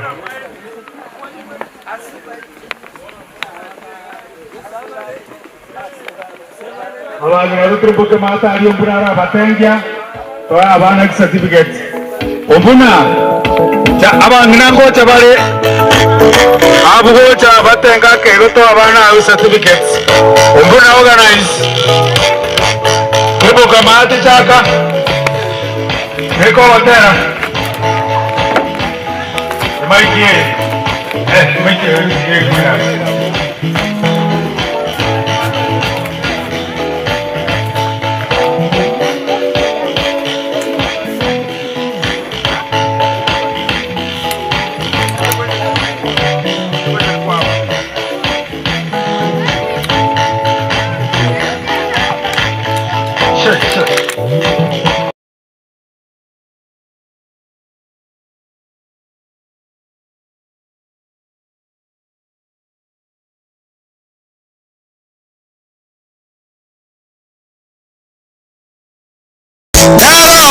Mogobuya, tunganya ya chiruya, seke usiye itege kurugeito. Urigere yero na mate, urigere ya mituma kombina menya, towe baba gido mwana, oyo no mogobu. Oyengo mwana wako mumura. Oire bono baminto mumura. Oire bono obeiro masasa. Oire bono konoche mumbiare.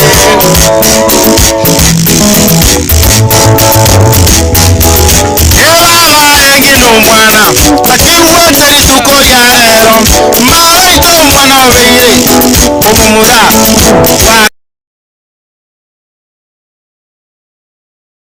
nayo magiro tayo wata yuri yate bunarero maito amura barobora ya amura baro buya mano ebunarero ye yo magogoka ye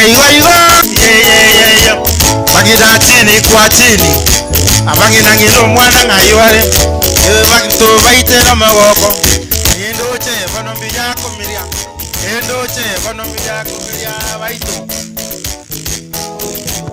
abana na baba kagerezani amura na baba kagerezani maigara tenenango baita na mura tenenango toratenga tuko ne geito tutasi kidogo ngane geito simama kidogo sasa mumetoka chandoni tutasi kidogo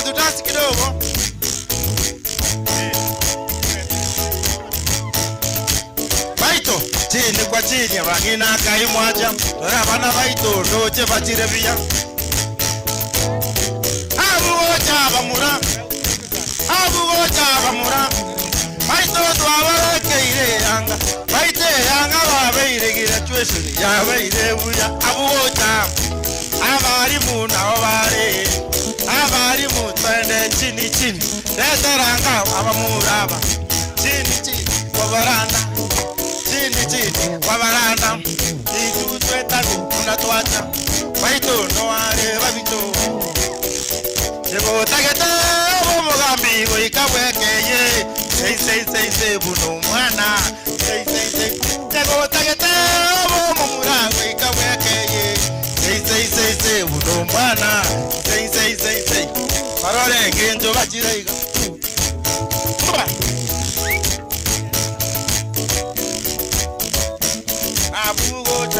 abugocha barore abangino mwana iriyata abangino mwana iriyata emaigo beire omumura emaiga bobeire omumura ebaito gaki tuziaruka onogo sokari abangino mwana twarageire tata iso mwana twarore muya ayosiege koroge ito ndigo gegotoka kionganya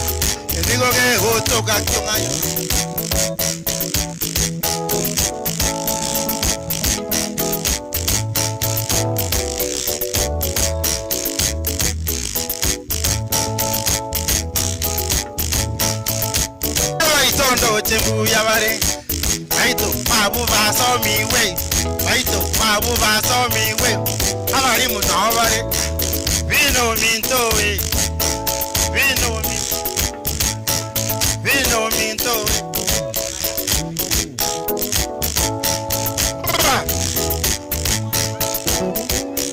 baito vino wano mura amari mu baito moses pero ba minto graduation Obi no are baito ena rorire baito no te como chaina mabo abangira baito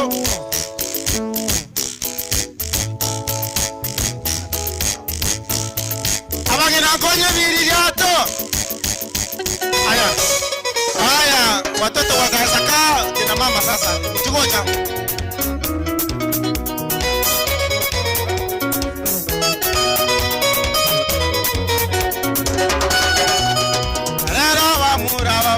Gosoka bare, rera bamura babaito, gosoka bare. Ekogera rero ndituko yo gosoka. Ekogera rero ndituko yo gosoka. Ekogera babire gaiga, wikiyemo, barokire bono babire. Abamura, kuyamona yo. Yo nganyo, natotero buya wino ndogokora.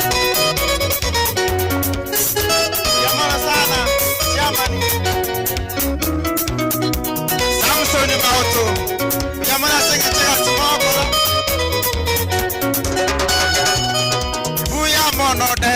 kita segasiengia buya mono dere kita segasiengia Moses yoke moya sae tiga korende aso kwenyora eke usi gaiga kyonganyo kisi na nyamira na boiga mona ngumbu abantu baito inchumoro reke usi buya mono Moses na totero buya wa untokura Wanarenda bangine bidiri ato Wano tuwarukiri omwana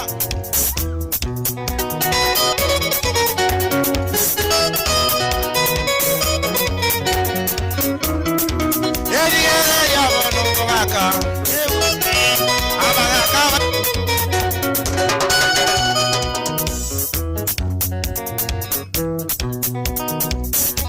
Usi no magoko Mona barakaba meke usi na totero buya bueno ndokura Yangu chimabo waka bibiranya no bare bari bago saba no bare nagwa bago kore chinyangi chike usi abundu si no bare entuga yeke gege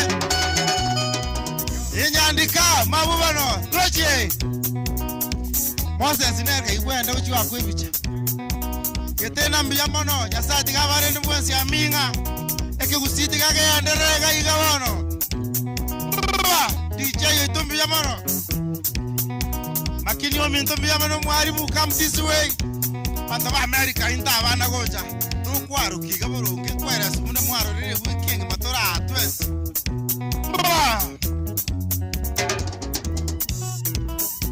Aya, tuiterezi, isachiri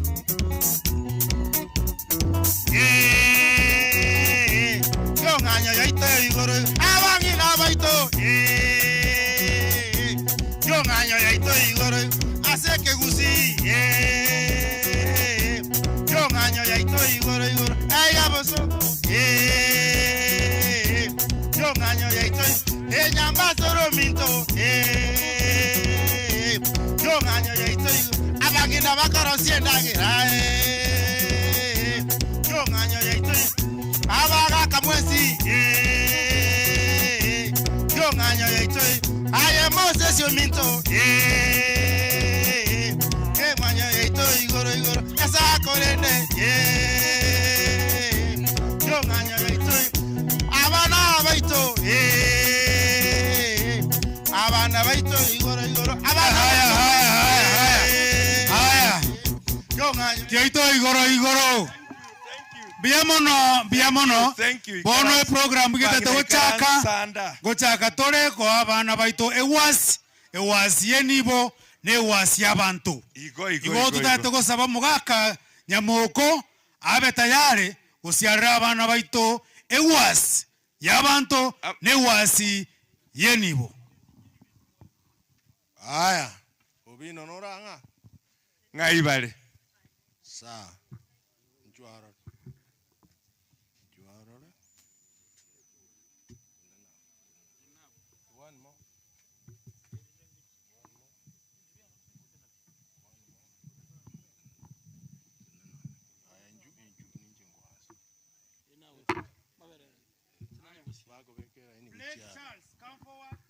Ngoja. Wapi Fred?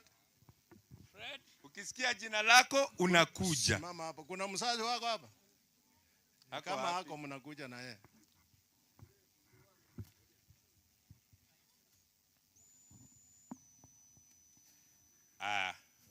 We are blessing you in the cultural way.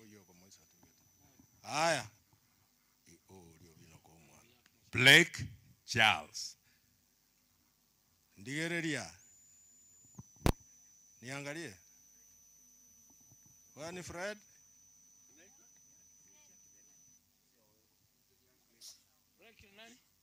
Break ni wewe. Sawa.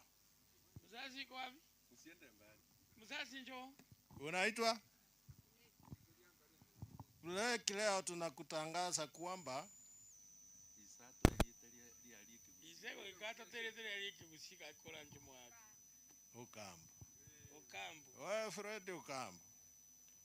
Tangu leo umeitinishwa kuwa kijana mkubwa uachane na yale mambo ya uchitoto sasa, uendelee na yale mambo ulifundishwa, ukuwe mtoto mzuri katika familia, usome hata kesho uwe kiongozi na kutakasa. Hakuna Thank you. Thank you. Keep the word that you are taught. Asante. Mwachi Nkobi. Wapi kuna ile ngakimwaga mwati gai. Next is Jaden Baraka. Jaden Baraka na mzazi wake. Na atigare tie gente ke mao koreru.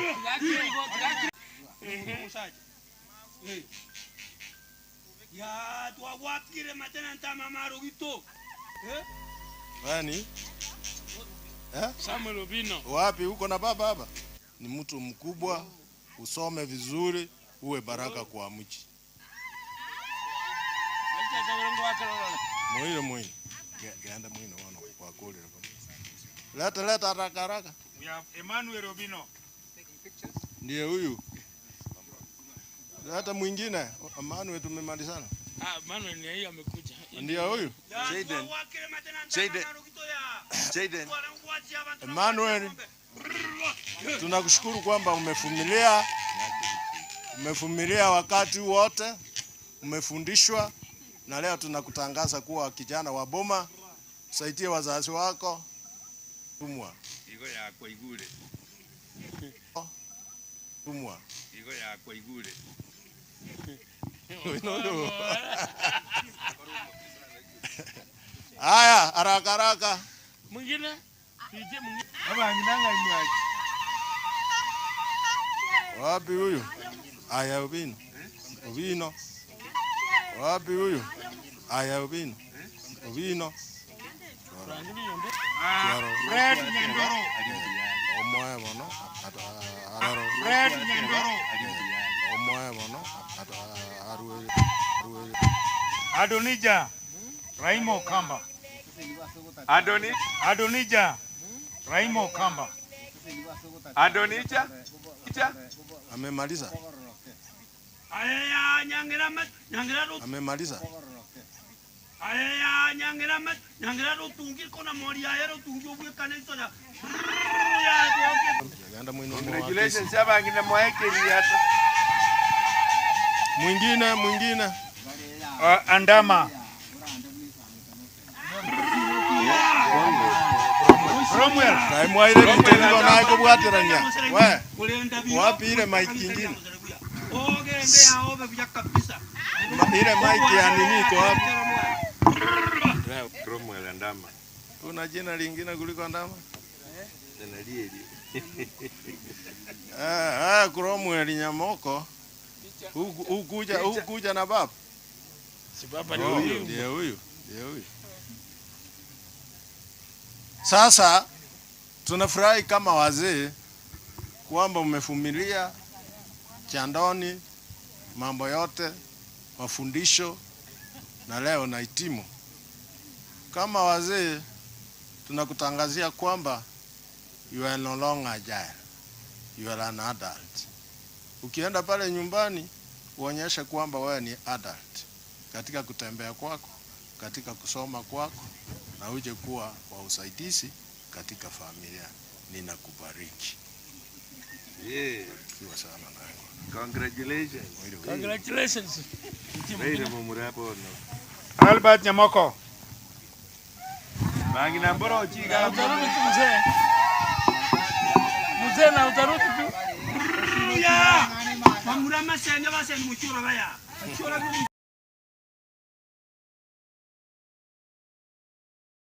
From today you are no longer a child, you are an adult.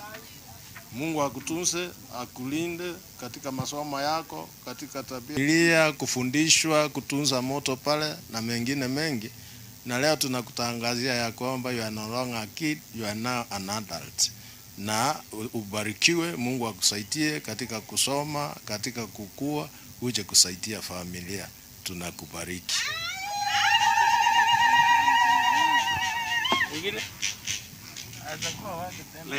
Bramwell Andama.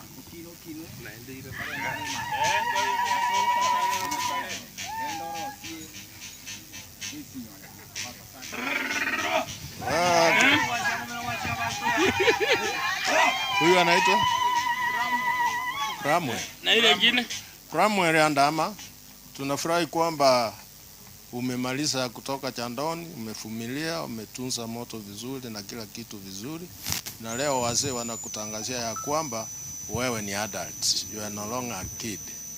Uweke bidii katika masomo, uweke bidii katika maisha kujitafutia, na uwe wa usaidizi katika familia yenu. Na kubariki.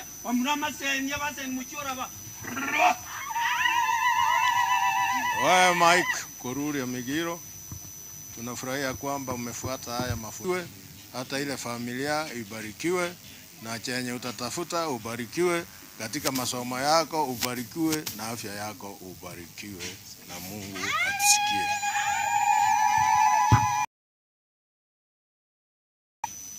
Alan Migiro.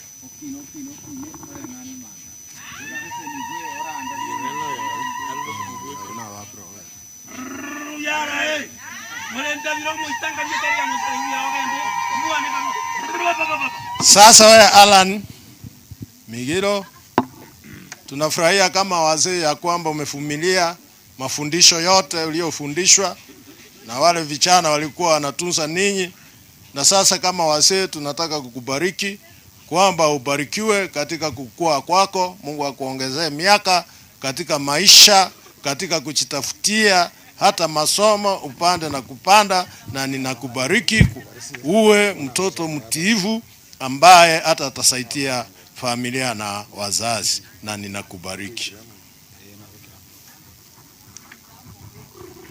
Congratulations. Ian Migiro.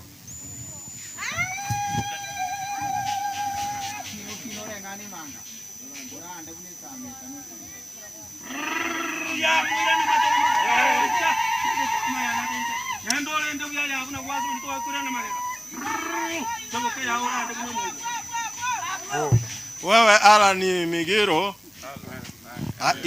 Ian Migiro Nyamoko, leo tunafurahia kwamba umeyafuata mafundisho yote, na leo unahitimu kutangaziwa kwamba you are no longer a child, you are an adult. Mungu aliye mbinguni akubariki, akuongoze katika masomo yako, katika kujitafutia kwako, hata na familia yako ijao. Uwe mwaminifu na mtiifu na wa heshima katika familia. Sasa ninakubariki kwa niaba ya hao wazee, ubarikiwe. Congratulations. Thank you. Hamon Nyabuto. Hamon Nyabuto.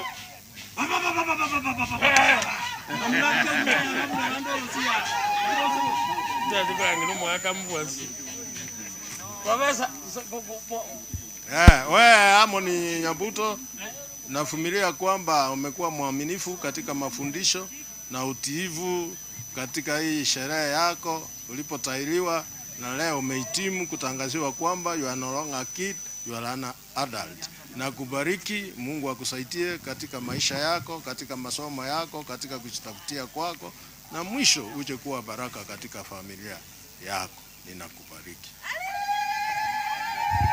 Congratulations. Next.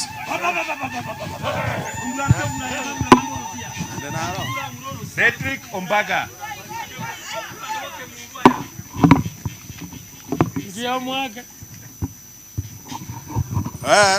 Frederick. Cedric Obara, tunafurahia kwamba umevumilia hata mafundisho umevumilia. Leo unahitimu. Kwa niaba ya wazee nasimama hapa kukubariki kwamba aliye mbinguni muumbaji Mungu akubariki katika masomo, katika kujitafutia, katika kazi, katika familia yenu na yako. Na ninakubariki kwa niaba ya wazee. Uwe kijana wa kutegemewa na heshima katika familia na Kenya yetu. Nakubariki.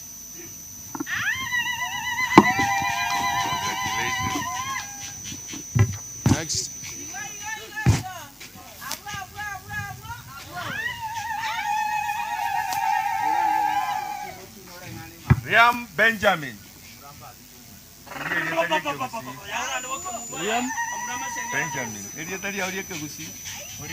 Oriku. Benjamin Oriku. Benjamin Oriku, kwa niaba ya hawa wazee wameamua ya kwamba ubarikiwe baada ya kuhitimu kutoka Chandoni. Umetunza vyote ulivyoagizwa na tunakuombea baraka mbeleni katika masomo, uendelee katika kazi, uinuliwe, hata wa familia waseme kwamba Mungu ni wa baraka. Kwa niaba ya wazee na kubariki. Congratulations. Helen Ongiri.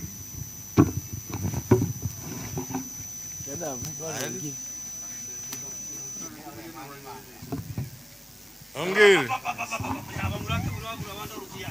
Ongiri, kwa niaba ya hawa wazee nataka kuwatangazia ya kwamba wewe si mtoto sasa, ni mtu mkubwa, an adult.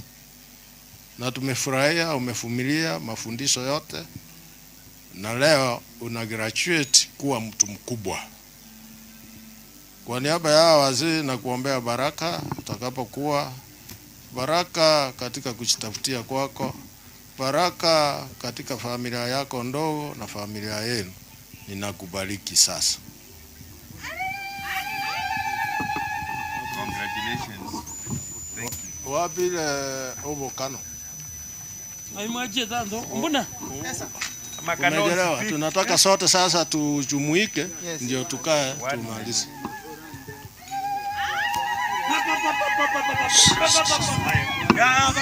Thank you.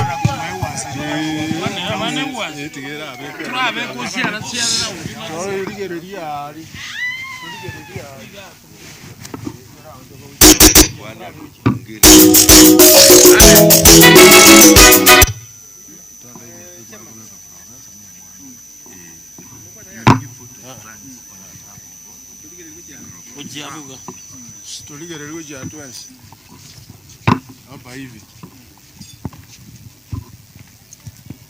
2 3 wibao. Na tuangalie wibao the same. 1 2 3.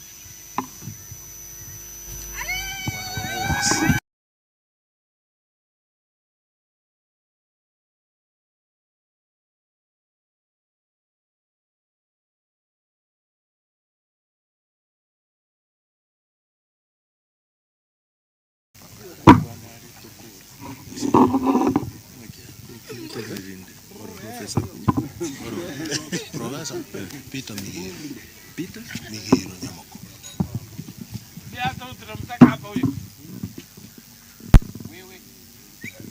Tutatupa hiyo. Hiyo ndio utaenda nayo Marekani. And they will be happy to see it. Okay.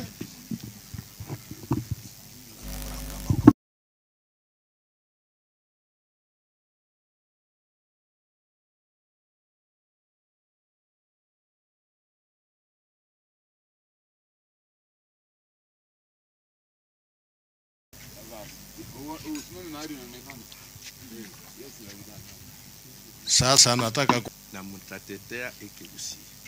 Kuona bana. Iye ngoro tata. Rora.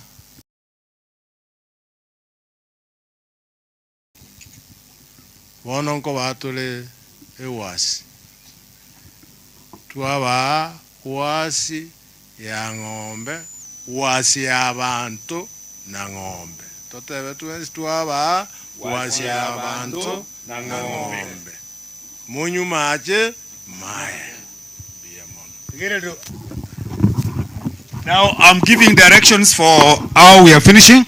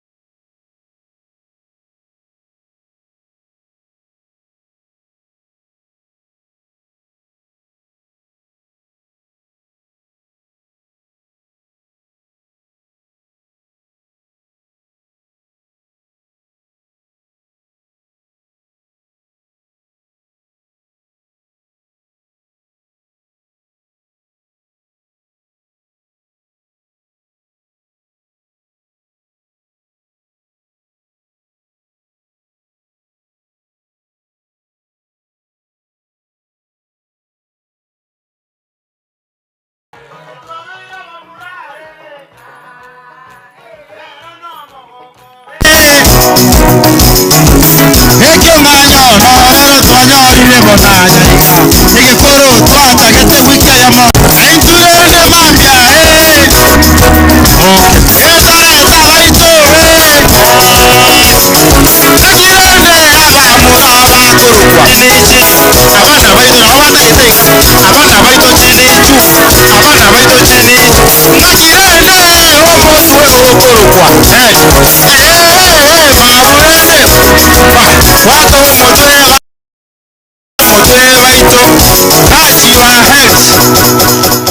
Thank you. Now we are calling Alongiri to give a vote of thanks.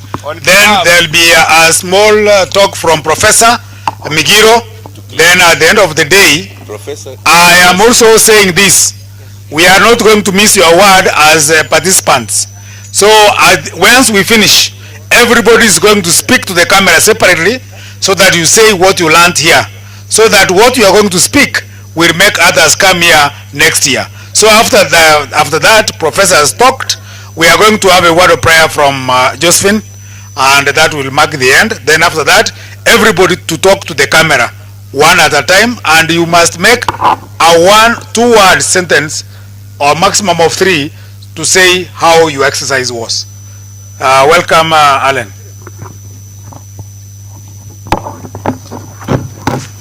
Yeah. Hello again. Good afternoon. Good afternoon. I'm here today on behalf of my fellow graduates, as we have moved.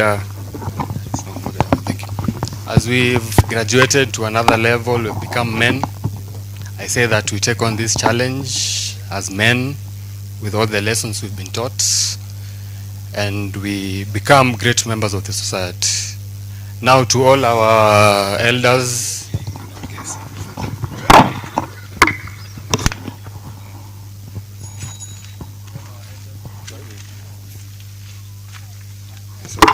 so to all our elders, our distinguished director, the organizers of this event, to our mothers, and to my graduates, good afternoon once again.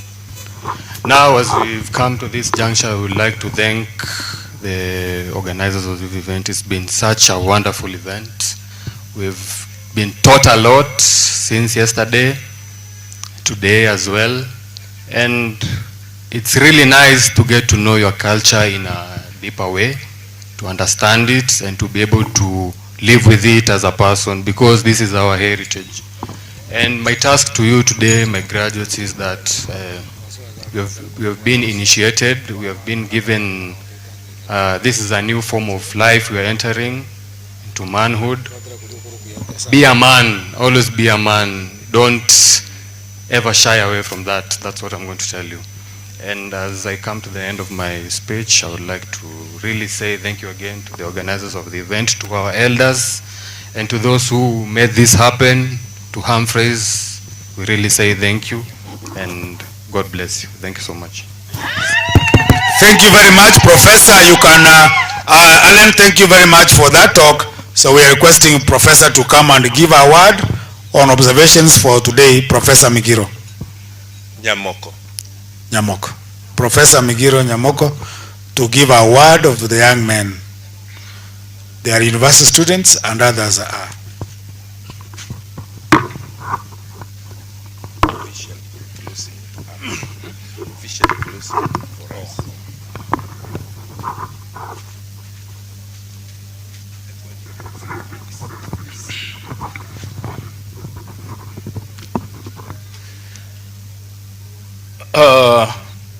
This being a cultural event, I want to speak in a lot of English at this time. Therefore, I want to introduce my very short speech as follows. Abagaka borogongo, abangina banarolira, abana baita banchwa kwenye mwebisete asofundishwa kworokereliwa mangana mayeke usi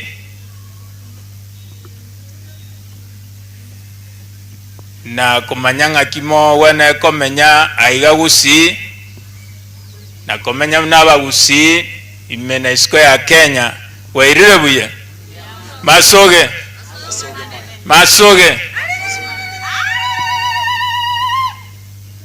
I want to summarize my speech as follows. Those who have gone to school and never carried along their culture were not properly schooled. They got out not properly schooled and knowledgeable in matters culture. We all have our roots and identity. When you miss your identity, you miss all that you were supposed to have. You may have all the wealth, all the knowledge, all the professorship, all the doctorate degrees in the world, all that people are supposed to know in the world, all that sounds sweet, but minus your roots, minus basic tenets of your own culture, then you're not properly cultured. You're not properly brought up. I call upon all parents, wherever they are, especially in our Gusii land, to know that our children deserve what we were taught when we were born, when we went through that passage of right, circumcision and similar rights. It is like we have abandoned this very basic necessity for our children. Our children are not properly brought up minus culture. I know we have taken them to universities. They have done the best courses that as parents we never did. They are doctors, engineers, name them. But you know what? These young men, this young girl, minus their culture, is not well mentored. Does not belong to any form of identity. We are Omogusi because of the Abagusi culture. Others are Kambas, Abakamba, because of what? The Kamba culture. In Kenya we blessed with different cultures. And that's why the element of inculcation comes up. That some feel that their culture is even better than others' culture. It's not a competition of cultures. We're not allowing competition among cultures. What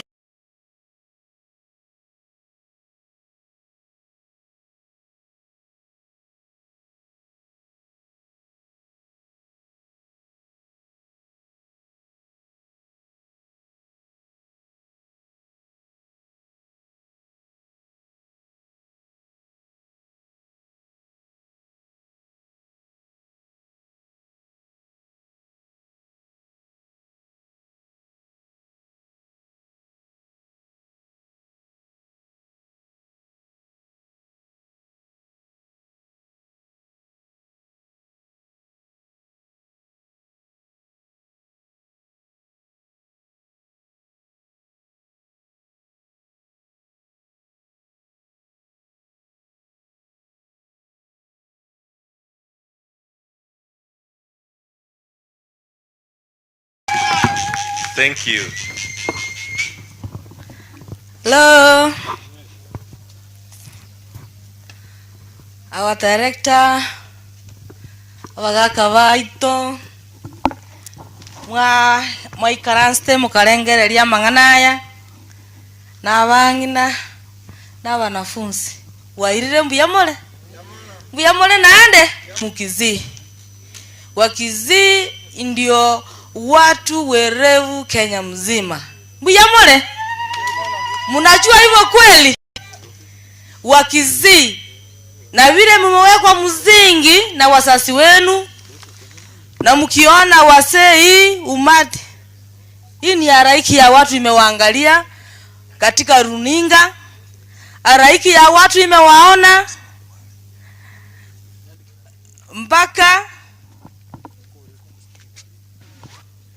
mpaka mumeonekana. Kwa hivyo naomba msimame tuombe, na nimeshukuru sana. Mkipata wakati tembea kila mara, mkiwa ruhusa ambia wazazi mnatembea Humphreys. Kuna mazuri, sio Chondoni peke yake ama sio hii sherehe peke yake, kuna mambo mengi. Sawa. Asante mama. Unajua hapa kuko na director kuja tupatie kwa heri. Na kama mgeni wa heshima amefunga mkutano, si unaisha? Yeah. Yes. Tenena usabe. Injuango to director injuango to bwa heri.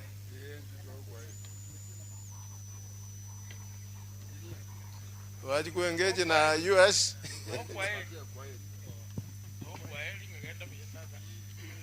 Wakati sawa kiguru mchio yo. Lesha. Lesha. Professor. Thank you. Karibu sana. Asante. Itongo mo church. Itongo no gayana. Ene marago wengia. Tutakere ko bakera bonsi mbia mono. Ko chakera bali ba banafunzi balenge kwegeligwa masomo ya kurugoro. The ladies Abakyonganyo Cultural Organization and our elders who have played a big role in ensuring that the training was successful. Tuabakerenga mbia mono. Anyino mugako yotoro seretieke igoro ono mugirango minto koru rumavera na kamwana kaliale takakoroge tena. She entertained us. Tunashukuru sana.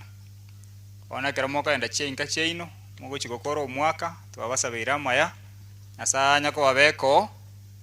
Be blessed, have a happy new year, a prosperous 2026, and musese ni gwe mwenzi. Asante sana. Thank you. Tenena tusabe Nyasaye aturae omochenu na ando omochenu tata Nyasaye yoligoro mono moika omochenu no mwana twekumbira asobosi bwawe omoneno ito ntoli aba yago ikachinza chiabo no tole moyo tubwato era se mioyo yaito lakini na sengencho tata tutarekerania makorao bali baralire mbali ababe na sengencho kwa barangeiri ntoumirane roro mokutano oyo buno bangetwe asenga ya Humphreys eye Kyonganyo Cultural Organization tole inse yelibuli lyaye omoneno ito tigorande na andorande era undi endagathora umerane omoneno onokora makumi buna ayebie koragani asengenjo twasirire chinjera chiobonje twatugutire ekegusige ito omoneno ne bagate bonsi barete bonsi abararo romoyegoyo tata batware kiagas koiranirira ekalcharo yabo asengenjo muchamira ni mutumwa omoneno one tolete tosange kengwanso kyomogusi asengenjo omauti na abana bande tigaba bekiorokererie kiyasa abana bande tigaba abana bakanyeku ase chinka chiabo tigaba abana abaiweli buna bakoli omoneno no bagate ko bagosoka ko bakoira no bagate obonyansi bagutacha bonye kogororoka abare chisukuru baigore chisemi tato moneno one egere bache gokonye kegusi buna tere gitoito nere aigo kirobongo gokonye kegusi kiabo koleta abantu bamwabomo getogo chigotigana moneno one twasabire tokorera samaruago abana baito bari chi university aba murabe itire asengenjo yogo tamanya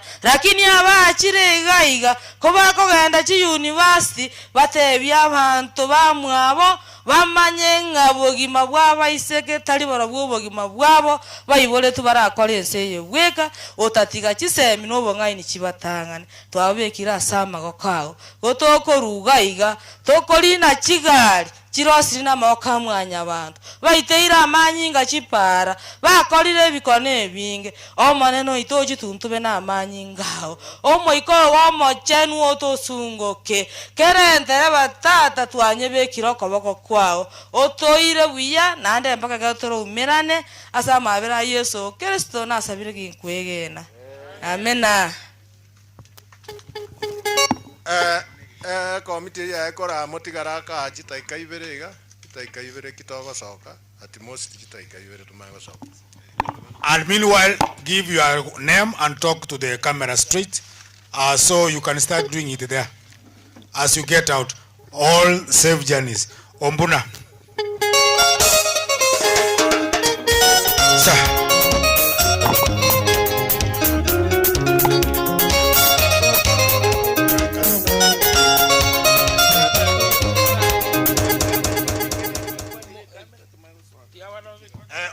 Okay, we can't do it at the same time. So do the message first, then we put the music on. Wanahitaji.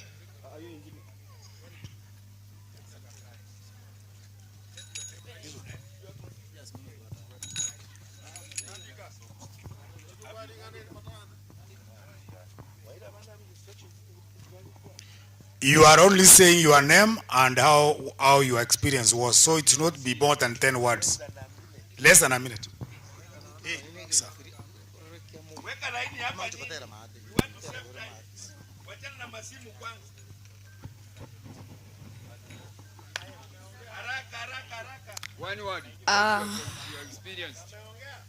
Habari zenu.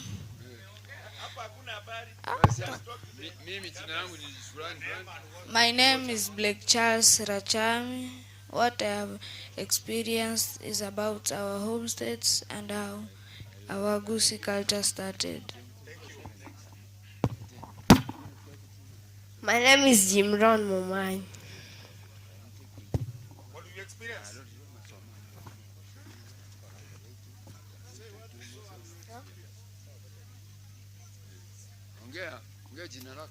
I saw that the teachers are good. My name is Freddy Nyandur. What have you seen now? Uliona nini? Umesoma nini? Nimejifunza mawimbo. Oyo oyo. My name is Jaden Baraka. Nimejifunza wimbo na kuongea kwa Kikisi.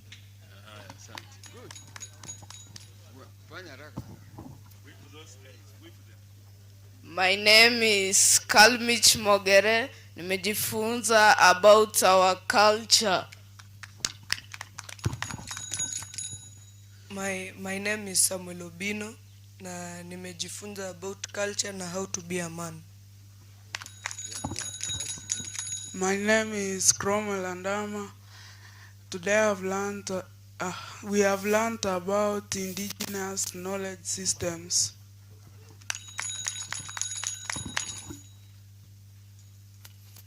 My name is Hamon, and I have learned that as a man you should be courageous.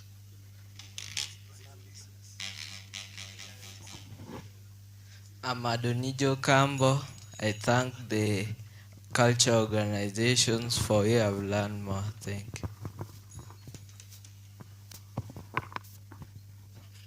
I'm Alan Migiro. I've learned how to be a man and our culture.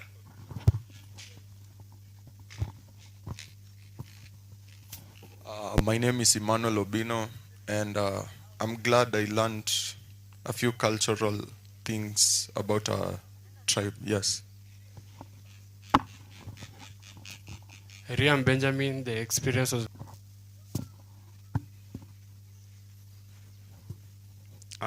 Migiro Ian is my name. I've learned how to be a man. My name is Bramwell and I'm Nyamok Albert. For the 2 days, what I've learned is that in this life there's a lot of applications, but as a man you learn to face it directly. Thank you.